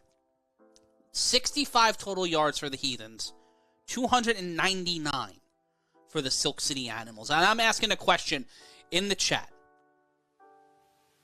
If you are in a position right now as the Animals, do you keep IG Live in as the quarterback? 104 passing yards on the day for the Animals, 195 rushing yards, 70 return yards for the Heathens, 13 passing yards, 52 rushing yards. Booby Miles says he's got something for me, but I'm not there. 1 turnover, 65 total yards, 299. A long way to go, a long way to Tipperary. But is this a coronation for the Animals? Is this indicative of the talent they have, Corey? Before we go to break, your thoughts real quick. It's an appetizer because this is round 1 of the playoffs, and they're looking to extend this run much further than just 1 week. And we'll see if they can make it to the second round. Will they await the Renegades, the Crush, the Watchmen, or the U? We find out what's next on the other side of this. The Watchmen with the lead in Baltimore. Can they hold on at home the same way the Animals are? We find out. More football next.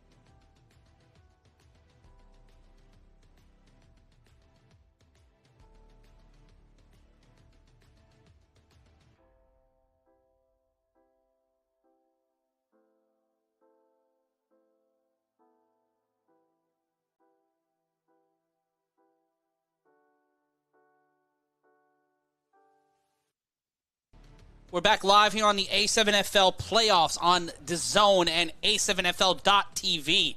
And this is brought to you by Gator Tech. Get more protected on the field with the Gator Skin Shiesty, shown to reduce concussion risk by up to 79%. This protective shiesty is engineered with absorption material to help keep you safer during high-impact hits. Visit G8RTech.com. That's G8RTech.com and use code A7FL25 for 10% off today. It's time for the most exciting play in sports, the 3-on-1 throw-off, and it's an exciting team to do it as I figure out my way to say what I need to say. Matt Ryan joined alongside Corey Hammond, and it'll be a dead ball run as the Heathens give Chauncey Mulligan a dead ball run, one of the OG vets of this Silk City squad. Not a lot of huss to his return game. Can we, for the Gator Tech reads, can we change it from A7FL25 to osteoderms, by the way, for all those listening? Those are the hard scales that make up the armor for a gator, osteoderms. You are now smarter for listening to me. You know what, Corey? We both got to go on Jeopardy. Chauncey Mulligan looking like if Rich Voss and Bill Burr did the fusion dance is huffing his way downfield. He plows through one man, gets to Mitchell, will not be able to get past him, but will get a good solid start for the Animals offense past the 50. What position does Bill Burr play in the A7FL? Because the fire that he brings to comedy, I think he's definitely a defensive guy. He's He's wiry. I think a slot receiver. I think he could be a tricky slot receiver. listen, you got to use that. You got to use that internal rage monster that he has on defense. If you're putting him at slot receiver, you're missing out as a on shutdown the extra corner. aggression. Him as a safety, as a free safety. Cooper DeJean has now broken that ceiling. So yes, Bill Burr, defensive back, ace You know NFL. what, dude? You compare me with Cooper DeJean and Jason Sehorn. 1st and 10. That was more Bob Kelly. I'm sorry. And there's the handoff. Nope, he's keeping Mike it. Liberty. Mike Liberty, a quarterback. Ball gets knocked out. He was trying to do the pitchy. Finds himself going woo-woo, and it will be 2nd down. Mike Liberty is no stranger to playing quarterback in this league. Now, he's a stranger to dropping back and throwing the ball because that's the last thing that he would ever consider as an option on any play, especially when he plays quarterback position. This is my guy. He's just running triple option over there. Student body right. Wingo should be getting in front. There's no pitch in Mike Liberty's game, even though he throws it out of bounds there. Playing with 3 yards and a cloud of dust. Liberty again grinds the ball knocked loose, and he somehow finds a way to get it back. The Asbury bounce working in their favor. Hey, Ryan DePaul, if you know, you know. And that is a Sayreville bomber. And that's going back into the town beat days. Guys from Sayreville playing high school ball in the silver and blue. You go wing T. Mike Liberty, a Sayreville graduate himself. He is no stranger to the triple option out of the wing T.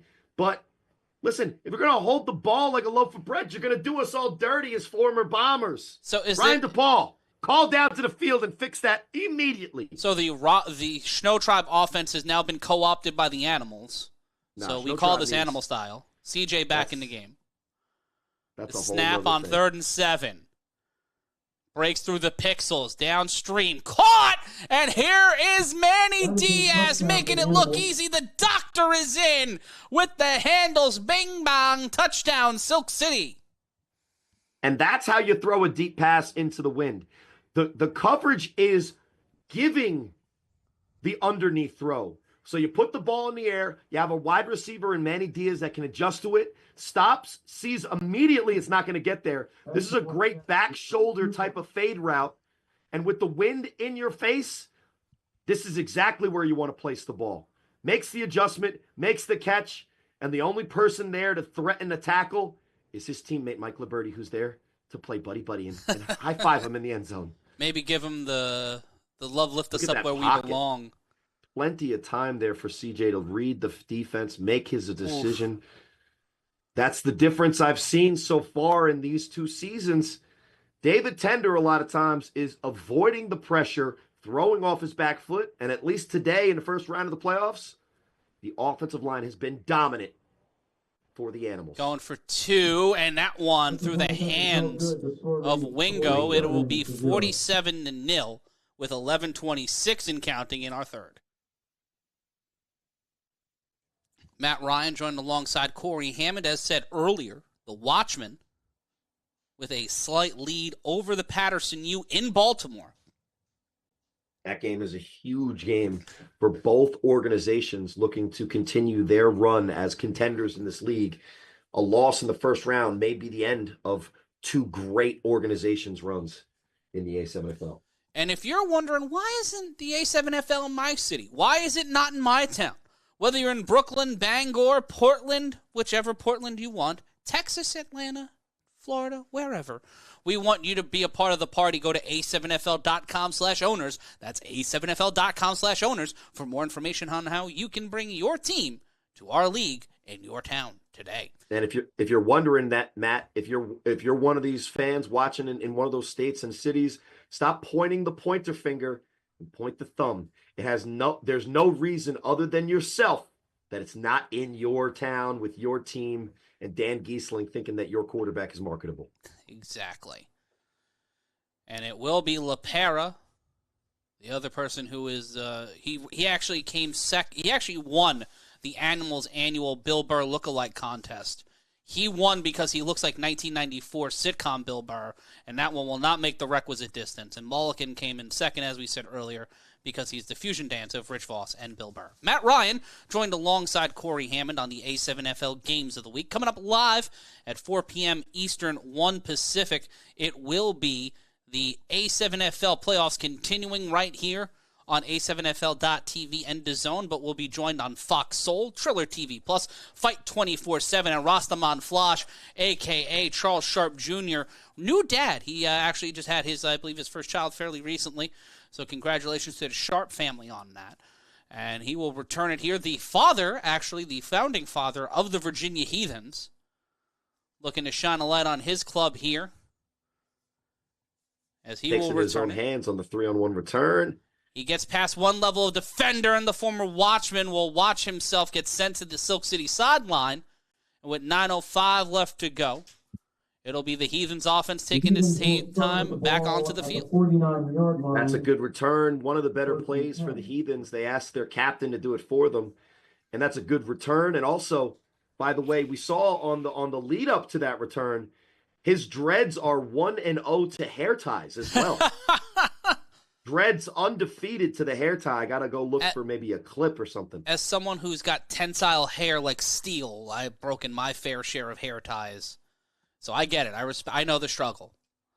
But as we see with 8:29 and counting, the Heathens trying to figure out what they want to do on offense.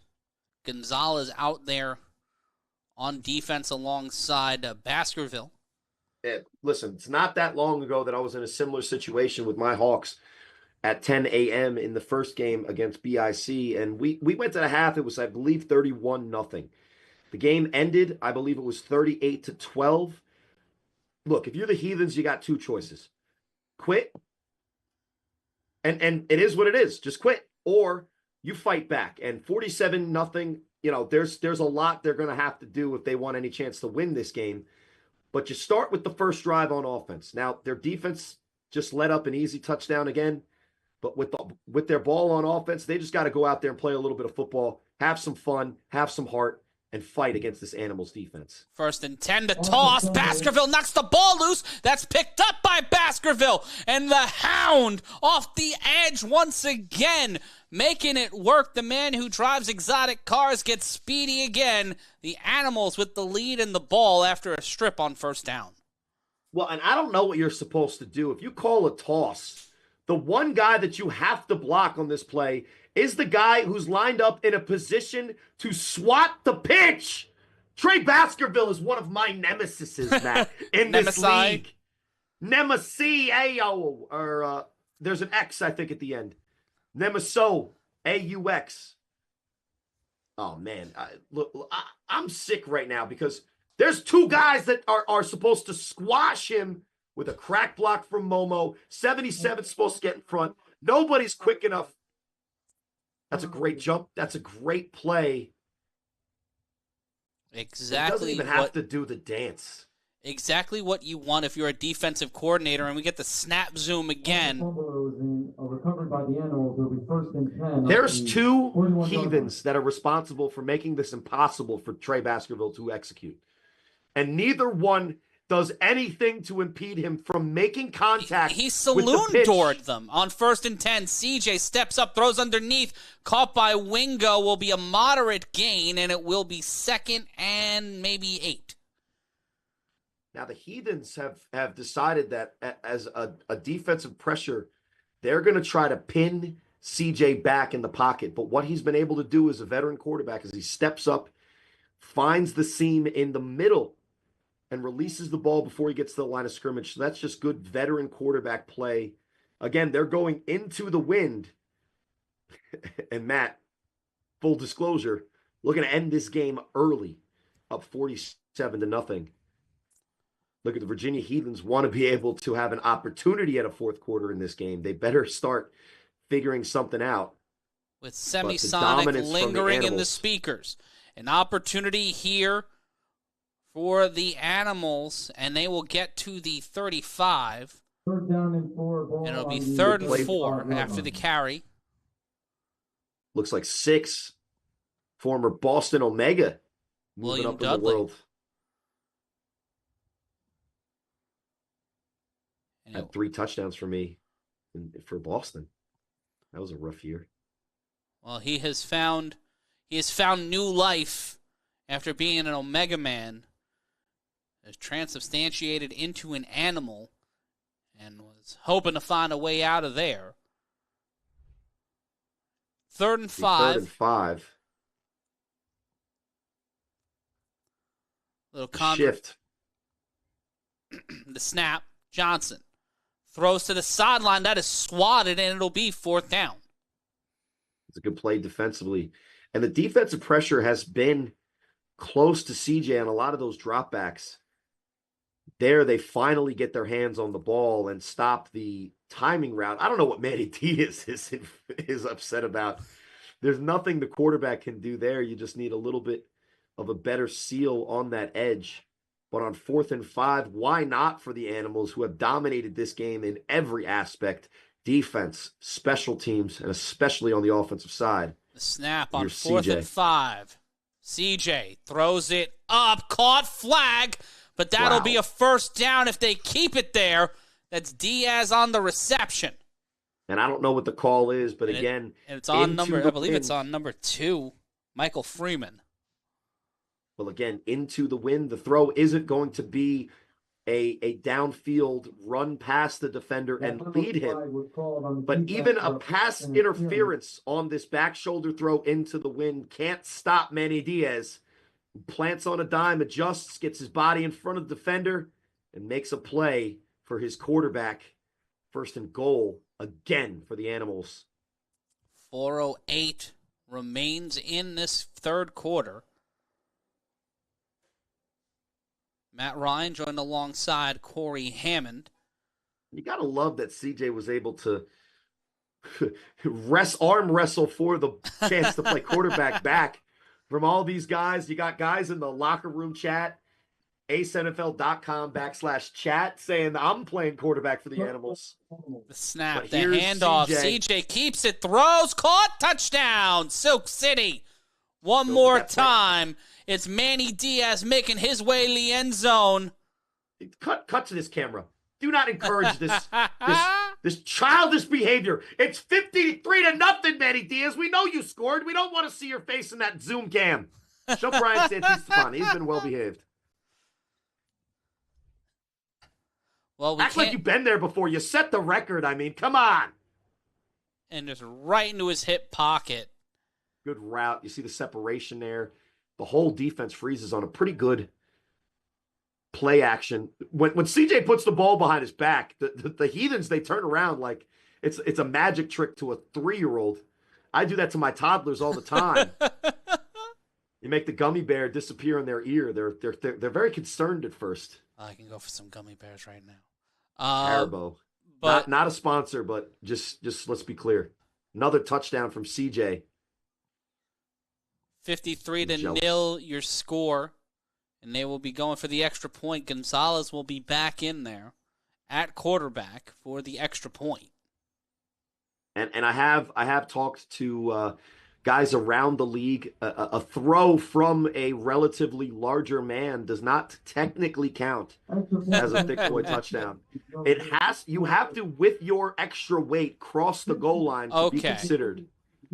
Gonzalez. But if he runs it in, throws it, and that one will hit the dirt intended for number 6, William Dudley, and they will not crash through the table. This infamous J6. We'll take a brief timeout, and when we return, we'll have more action for you here from Asbury. Is it a coronation for the Animals? They look to make it to the Eastern semifinals. We'll have more after this.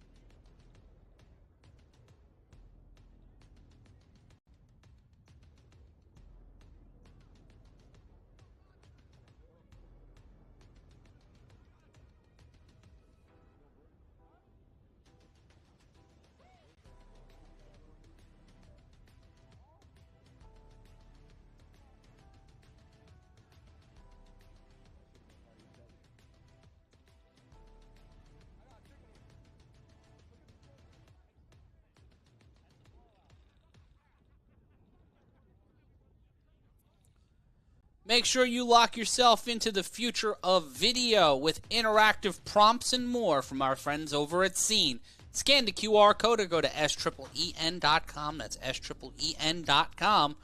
And find out how you can make more with your content. And also see it in practice on A7FL.TV. Matt Ryan joined alongside Corey Hammond. We are here live on the A7FL coverage of the A7FL playoffs. And Davila will be throwing it off for the Animals as the Heathens will take this one. It will not meet the requisite distance, so it'll be a dead ball return for Nelson.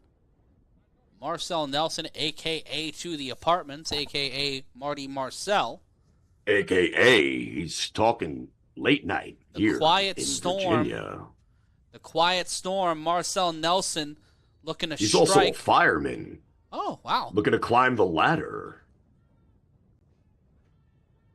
And he cannot climb that ladder. Gets some good field position near the 50-yard line. Might have crossed the 50, depending upon the spot.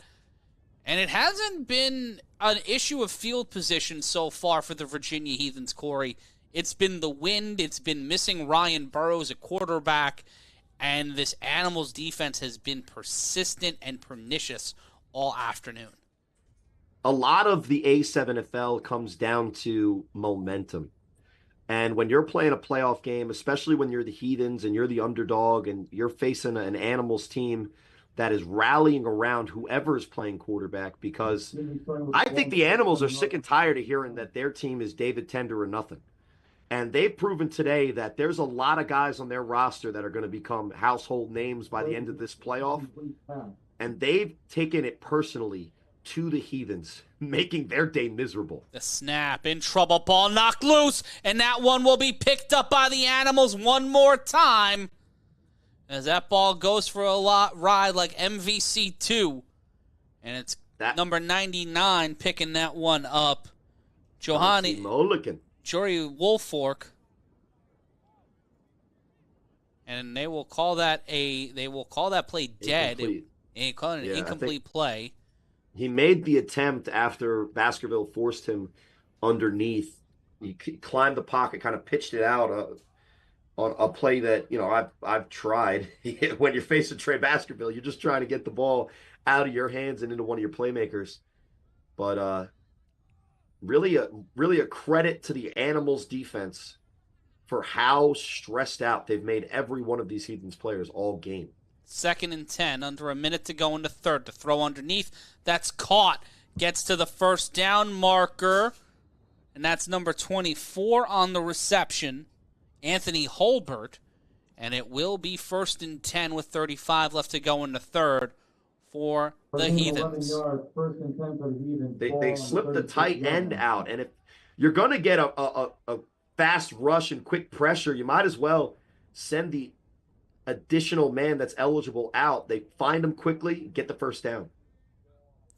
The snap on 1st and 10. Throws this one deep to the end zone. Cannot get there. One of the deeper balls all day intended for Dean, and it will be 2nd down as time winds down here in the third.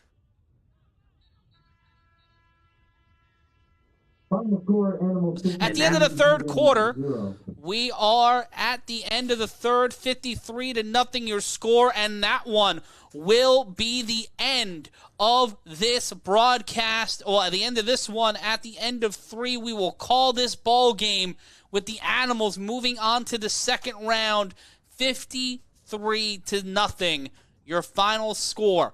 We will take a brief timeout in just a moment. But we'll take a brief timeout, and when we return, we'll wrap things up and get you ready in motion. It's the A7FL playoffs here on A7FL.TV.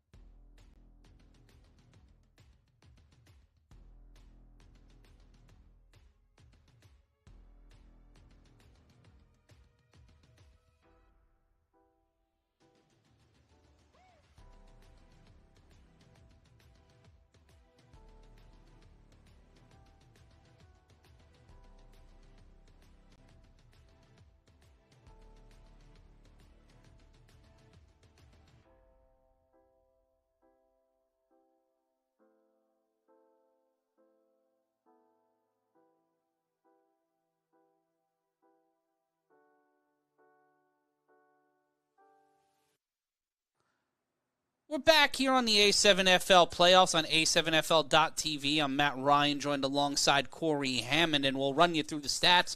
If you're just joining us, your final score after 3. The football gods decided to call this one 53-0. Silk City moves on to the second round, and they anticipate to face the winner either of our 4 o'clock contest, the Renegades and the Crush, or face the Patterson U if the Baltimore Watchmen do fall in Baltimore today, and they are currently losing to Baltimore 13-6. Only 24 pass yards on the day for the Heathens, 52 rushing yards, 205 return yards, but most of those were thrown. Well, sizable gains that would lead into turnovers. And then 2 turnovers on the day, 76 total yards for the Animals without David Tender, Corey, 187 pass yards, 201 rushing yards, a lot of that off of the backs of Divine Epps and Omari Thomas, 95 return yards and 388 total yards. Give me your thoughts on the Animals today, this offense and defense coming around and making something happen. The conversation around the Animals for the past 2 full seasons, regular season and now this, leading up to this week 1 in the playoffs, has been all about the Mr. Marketable darling of the world, David Tender. And what the Animals came out to prove today, that they're a team of athletes all over the field in every level of the offense and every level of the defense, and even in the special teams in which they took a punt back, a 3-on-1 punt return back for a touchdown, making my guy Dean slip like he was on ice skates. The Animals have shown up today to stamp their claim that they are to be taken seriously in the Northeast playoffs, and they have championship implications on their mind, wanting to head wherever the Final Four ends up being to represent the Northeast with a team that looks ready to go in week 1 of the playoffs, dominating the Heathens in one of the best performances we've ever seen from their roster and their franchise, without their darling Mr. Marketable quarterback even taking 1 snap. And without David Tender, CJ putting up 100, almost 200 yards passing through 3 quarters. But when you had a day rushing like Omari Thomas and Divine Epps had, you didn't really need to rely on the passing game that much, especially with the wind being what it is. But if you're Patterson, Baltimore, Silk City, QC, or East Orange right now, watching this game, watching this Animals performance, and seeing what they can do without David Tender, how do you game plan against one of the deepest offenses we've seen in this league in terms of in talent and youth? How do you compete against that? How do you game plan against that when they have so many different weapons and so many different options that can hurt you?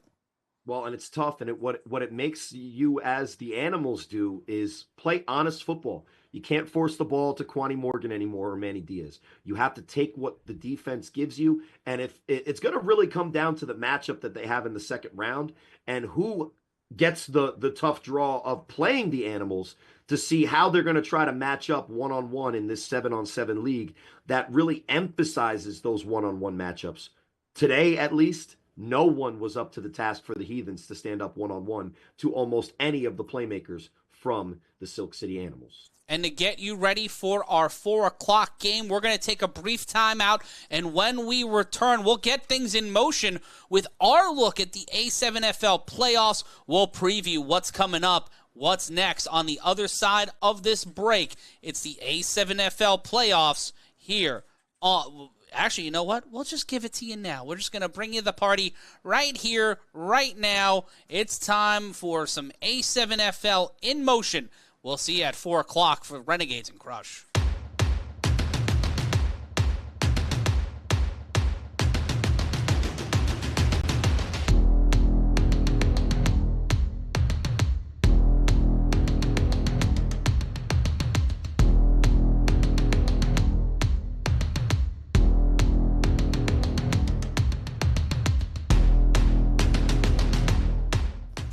Welcome to A7FL in Motion. I'm Matt Ryan, and this week we prepare for the opening round of the 2025 A7FL playoffs as 4 teams look to move on, and 4 teams will find themselves joining us watching on TV.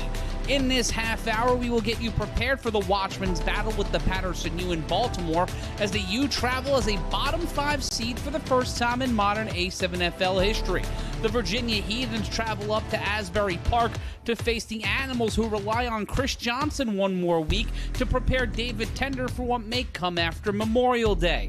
The Renegades play host to the QC Crush, who look to survive and get a measure of revenge following their initial meeting during the regular season.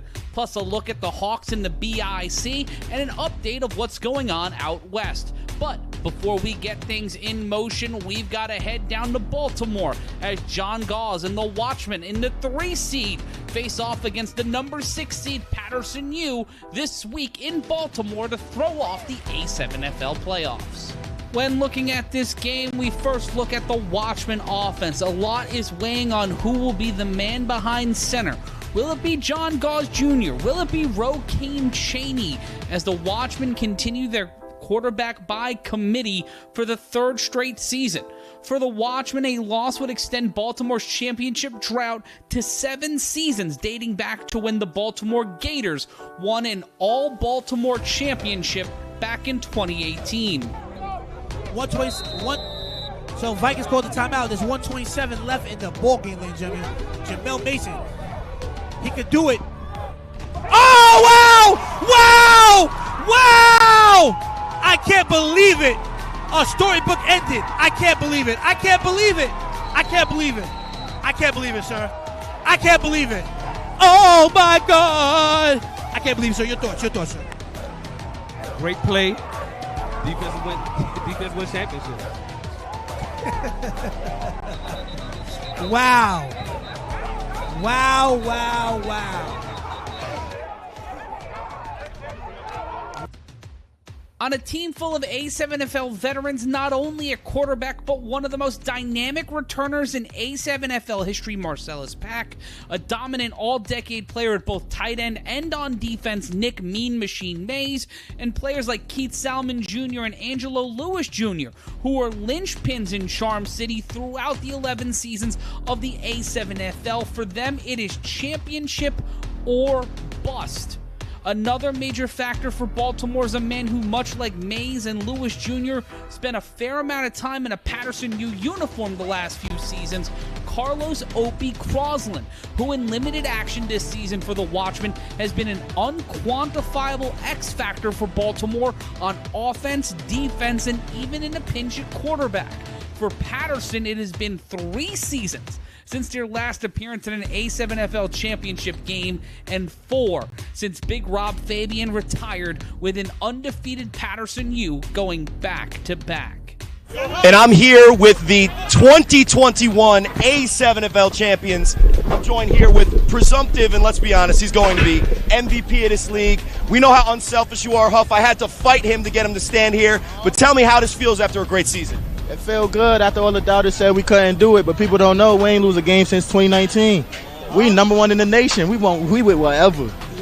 You guys came out here and played a tough BIC team. You demolished teams from Baltimore, from Florida. If you played California, I guaranteed you win. What message do you have now that the 2021 championship over here, brought to you by Herff Jones, is going to be handed over to you going into next year, 2022? We don't have no message. We the champions. In that time, we've seen Quattro Huffin go from unbreakable to an animal to back-to-back seasons on the injured list, leaving Ryan Shamar and the multi-time champions with more questions than answers at the most important position in not only the A7FL, but in football, the starting quarterback position. In 2025, it has been Kareem Williams taking the majority of snaps in place of the elder Huffin, who now sees his brother Waleek walk into what is the hardest game to call in our opening round of the playoffs. 2 teams that were labeled championship contenders off reputation alone walking into 2025 have fallen short against both the defending Eastern Conference champion Trenton BIC and a team riding high and surging in 2025, the Silk City Animals, who come into this playoffs at the 2 seed, and after a quixotic regular season now find themselves against more than formidable competition to throw off our annual tournament. For Patterson to be successful, we will need to see the balance shown by the U's offenses of old, playing off the depth of their running backs and talented wideouts. But with age being a factor at both tailback, offensive line, and wideout, can the Patterson U's shut the door on Baltimore, knowing that they will most likely face the Trenton BIC on the other side of Memorial Day? Can Baltimore turn what may be their lone playoff game, their lone home playoff game, into the thing that they need to get on a run and rewrite history? Or will Baltimore survive the ride down I-95 and prepare for another rivalry game in round 2? When we return here on A7FL in Motion, we break down the Animals and the Heathens, the Crush battling the Renegades, and also the Hawks and BIC opening up the Eastern Conference playoffs. That and so much more on A7FL in Motion.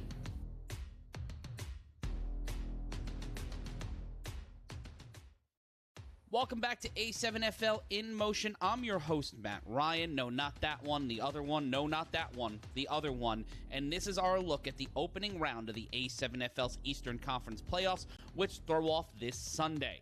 If you're watching on Fight, Triller, DAZN, Fox Soul, Fox Houston, or anywhere else in the grand expanse of the universe, you can find times and more information for games live or on demand at a7fl.com and a7fl.com/watch. In our first of 2 live games this Sunday from Asbury Park, the Virginia Heathens, in their first season, mark an important showdown as they drive up I-95 for their first ever A7FL playoff game to battle the surging Silk City Animals. For the Heathens, being the underdog is not a new thing for the first-year club, but with formidable USA Rugby star and captain Ryan Burrows at the helm, he proves that he truly can be the captain this team needs to show they're one of the best football teams in America. But despite Burrows' skills behind center and some veteran presence at running back and other positions, the Heathens have been pushed back more times than they would like in 2025. They want to shock the world and move on to the Eastern semifinals, but first they have to contend with one of the deepest rosters of pure talent in the league. Conversely, for the Silk City Animals, they walk into this Sunday potentially without their most dynamic weapon in quarterback David Tender. In his second A7FL season, Tender is one of the most dynamic weapons in the league. As I said before, he not only leads in yards per completion and yards per attempt in the Eastern Conference, but is currently the rushing leader in the conference. That's right, rushing leader. He has gained the most yards on the ground than anybody in the Eastern Conference heading into this Sunday, with 488 yards on the ground and third in average yards per carry. Losing that element at any position for your offense could be a killer unless you're the Animals. And you have Kasim Perry, Manny Diaz, who scored 4 touchdowns in a game against the BIC this past season.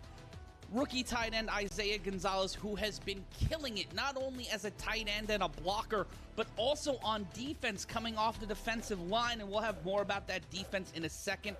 But we can't go talking about this Animals team without Kwani Morgan and Omari Thomas. The backfield for this team is scary. It is spooky. It is hilarious how they can put defenses on their back foot.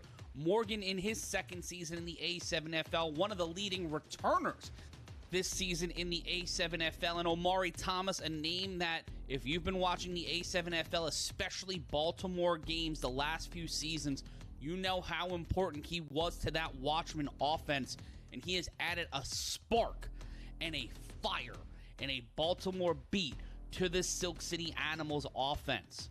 But it will not be David Tender more than likely this Sunday playing behind center, as it will be Chris Johnson, who played behind the other and more famous Matt Ryan, who talks about football for money while at Boston College. And he knows what it means to work with elite athletes. The reason he went to Boston College was to work and learn under guys like Matt Ryan to understand the elite athlete mindset. And when you're working with guys like Manny Diaz, Kasim Perry, and this young Animals core, having that level of veteran presence and having a guy who's been there, has played on Saturdays, and has been in big moments in this league before, So that's certainly going to help the Animals. It doesn't do a one-for-one change for what Tender can do with his legs and his arm, but having that kind of football IQ behind center will serve the Animals well this Sunday. But the Animals defense is also up to the challenge. Trey Baskerville coming over this past season. With his long limbs and athletic skills, he is a havoc wreaker on the defensive line, and he has certainly set up opportunities for Benny Jones' cousin, Axel Vega Rodriguez, and has put enough pressure for Rob Long to get 4 picks on the year and Jamar Wheeler to add 1 as well. This Animals defense does not play. They are not looking to play games. They are looking to show they have leveled up from last season on all sides of the ball, and after losing to the BIC by only 2 and taking it to the very end and getting their first ever wins, not only over the Baltimore Watchmen, but their crosstown rival, the Patterson U, after not even being able to do that with Quattrell Huffin behind center for the Animals. This is the biggest season in Silk City Animals history, and this Sunday, they take their first step forward in being a favorite for the first time in an A7FL playoff. That is weird. If you followed the A7FL for a long time, you know that the Tender, Rios, and Morgan effect is real. These Mustangs are ready to run, and when we return here on A7FL in Motion, I'll be breaking down the rest of this Eastern Conference playoff as we get you prepared for the QC Crush and the East Orange Renegades. We'll be back with more in just a moment. This is A7FL in Motion. Welcome back to our look at the opening round of the 2025 playoffs. I'm Matt Ryan, and our next matchup is our marquee game of the week in round 1 as the number 5 seed East Orange Renegades play host to the 6-seeded QC Crush. For the Crush, this is the biggest game in team history as they will mark their first ever out-of-state playoff game since joining the league 3 seasons ago. But does that mean that this team lacks talent with playoff experience? Not so much. Keno Thomas, Trey Brooks, and others on this QC roster have appeared in the Western Conference Finals 2 seasons ago and have played in the last few seasons in the A7FL, some of them against the Patterson U last year as members of the Covington Heist. But this Crush team is not a team that isn't afraid to wear the title of underdog. And it seems their new sense of confidence, a renewed sense of confidence coming from the Buckeye State, is from Keno Thomas and other players reaching out to Renegades defensive back Corey Price and making assurances that they plan on giving East Orange quarterback Anthony Service more than enough trouble in their matchup this Sunday. A lot of bravado, a lot of braggadocio coming from this QC Crush team who seem to think they have a couple of aces up their sleeves as they travel across into New Jersey this Sunday. But while they've shown flashes of talent and potential in 2025, for the Crush, this matchup may end up Sisyphusian as they roll the rock at the top of the hill one more time and see themselves chasing it down, as the Renegades have become one of the most talked about teams, not only amongst players and team management in the Eastern Conference, but amongst fans as a dark horse to make a run in the Eastern Conference playoffs. But either way, the Crush look to have short-term memory heading into this Sunday and turn that confidence into success against the stingiest team in the Eastern Conference. Statistically, the Renegades have gone from one of the most moribund teams in the league to one of the stoutest on both sides of the ball. A lot of that credit has to go to Ron Clark, a guy who knows this league better than almost anyone, not only as an all-decade defensive back, but also as someone who's filmed this league and has trolled the sidelines the last few years, scouting for talent, but not just there.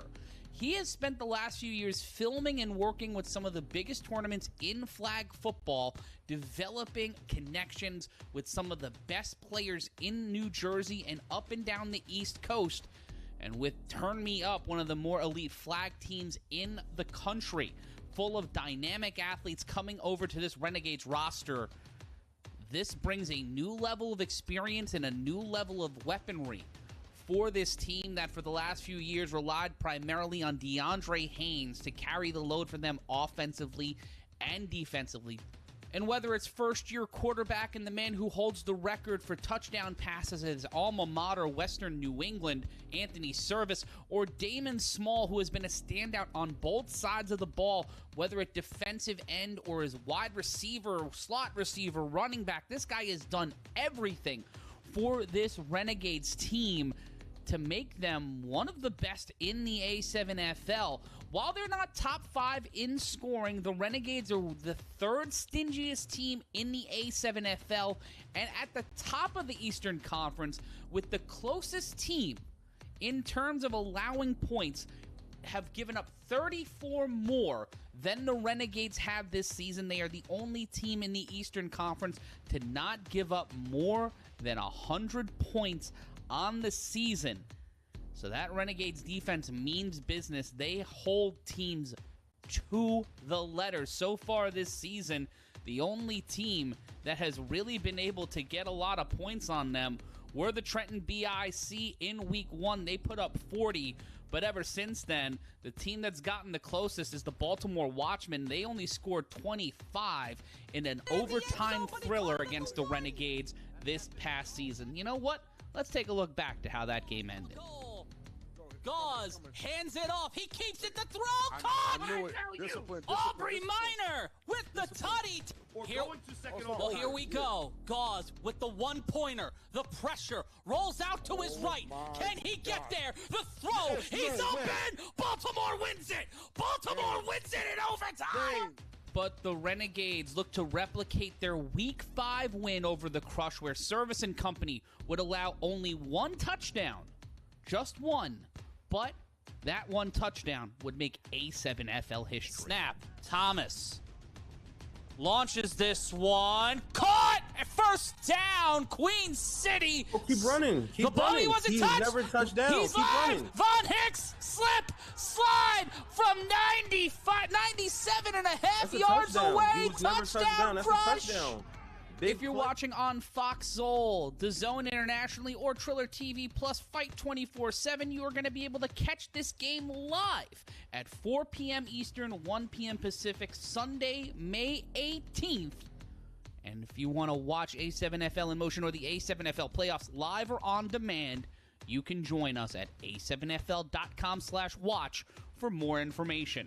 When we continue here on A7FL in motion, we go back and take a look at our early game. A game so early it'll be decided before you see this, but after we tape it. It's the BIC Hawks and a look at the Nevada Knockout when we are back here on A7FL in motion.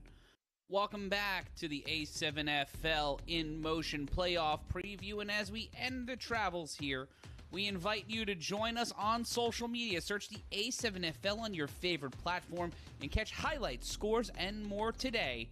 That's A7FL on your favorite social media platform. Our early matchup throws off our playoff slate as the number 1 seed Trenton BIC have some Sunday brunch ball against the 8th-seeded New Jersey Hawks.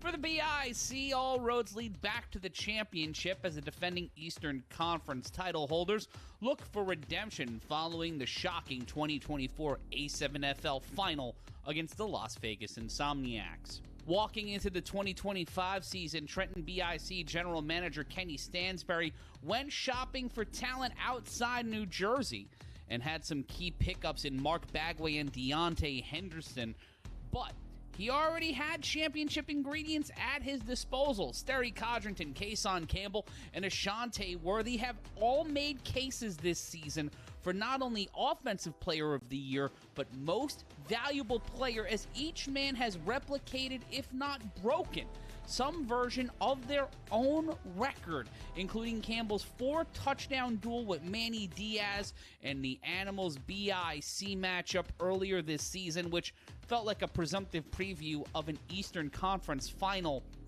And of the 22 passing touchdowns and 0 interceptions Codrington has thrown in the regular season. That is right, Codrington went through the entire regular season throwing 0 interceptions and 22 passing touchdowns.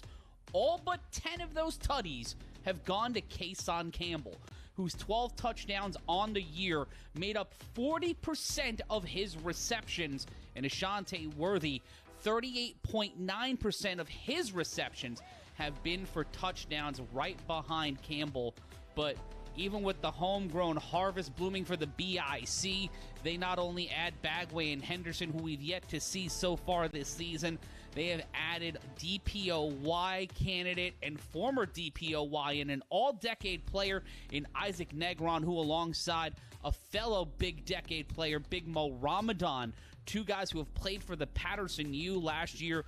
Isaac was on the Snow Tribe, but adding some championship-level depth in the trenches for the BIC, Negron with 6 sacks so far on the season has certainly set himself up for a DPOY campaign for sure. The Hawks feature championship experience themselves in Amir Chick Morris, but with injury and age becoming a factor for the man who looked to show his skills beyond an all-decade defensive back, he and the Hawks were unable to soar as high as they would have liked to in 2025. But despite being the 8th seed in our Eastern playoff, the Hawks have certainly had some bright spots, especially with running back Delron Simmons, whose Week 1 performance set a standard that is not only hard to meet, but each week we see a new level of passion and persistence from the man running the ball and running down opposing players that has made him a fan favorite and someone to watch for seasons to come. And then we get to their quarterback, Corey Hammond, who finds himself at a crossroads walking into our 11th national playoff and fighting through another slate of injuries. The question for Hammond is not just whether will the Hawks win or will the Hawks lose. Is this the end, the last stand for the gunslinger? One never knows what tomorrow will bring. One never knows what tune it will sing, but we stand on the horizon of a momentous day in the A7FL. We just say, we'll try. Now let's take a look out west in the A7FL as we are in the Nevada knockout round. At the top of the Nevada division, you're defending back-to-back A7FL champion Las Vegas Insomniacs. They walk into this week 5-0, and they have only allowed 24 points on the season. Right behind them, the Las Vegas Sick-Witted team that is 4-1. Their only loss on the season coming to the Insomniacs. The Stealth, who have losses to Sick-Witted and the Insomniacs, rocking at 4-2. And then at the bottom of the bin, the Vegas Gold at 1-5. Giving up a league-leading 303 points on the season, and below them, the Vegas Hunters, who are 0-6, and on the outside looking in at a chance of making it to the Western Conference Finals. Let's take a look at our schedule this week in the A7FL Western Conference at 1 p.m. Pacific time. The Gold will battle Sick-Witted. And in our 4 o'clock matchup, that's 7 p.m. Eastern, that is immediately following Renegades and Crush. This game will be on A7FL.TV. The Vegas Hunters battle the defending champion Las Vegas Insomniacs. And folks, let me tell you, the Insomniacs this year, they have reloaded. They have gotten better. That's the shocking thing, is that they already were great. They already had the team that went back-to-back, that fought two of the best teams we've ever seen in this league, in the Nightcrawlers in 23 and the BIC in 24. With young talent, you've got Prime Time, you've got Juice in his second season. You have a lot of youthful talent on that Insomniacs team. So if a time comes where Scooter, RTC, and company go back to just full-time coaching and running around in flag, the future might be healthy for the Insomniacs. Don't know if they'll have the same level of dominance, but they certainly have set the standard in recruiting out west. But I want to hear your thoughts on this. Go to a7fl.com/chat. That's a7fl.com/chat. And download Locker Room Chat.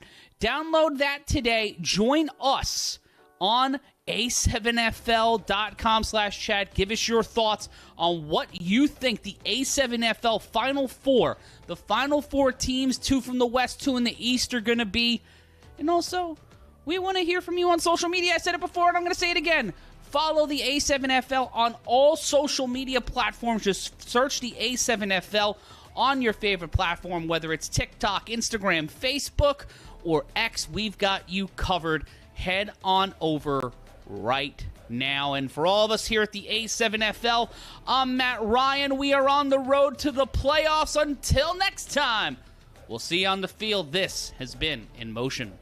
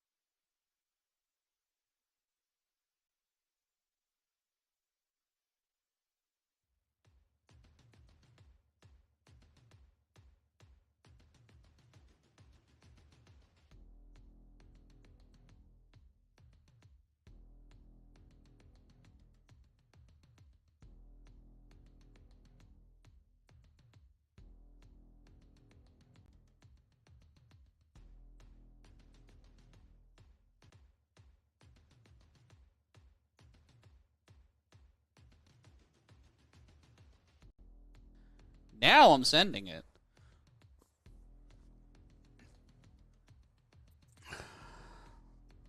Aw. Oh my God, we're back again.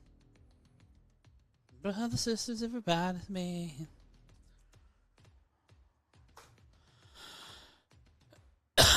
Demetrius?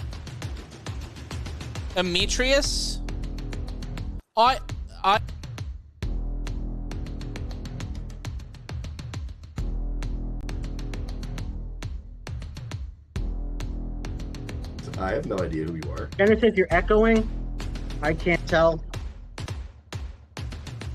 I'm working on it.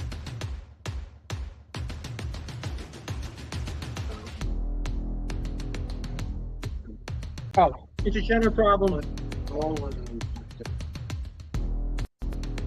Paul and Zach say you're fine.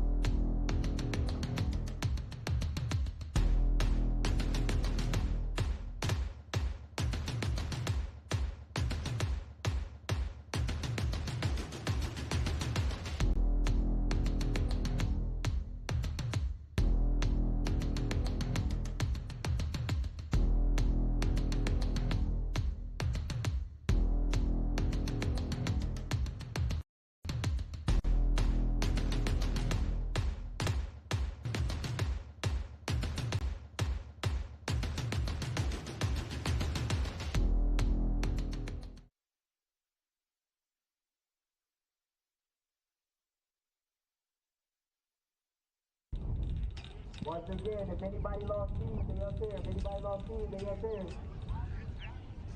Hey.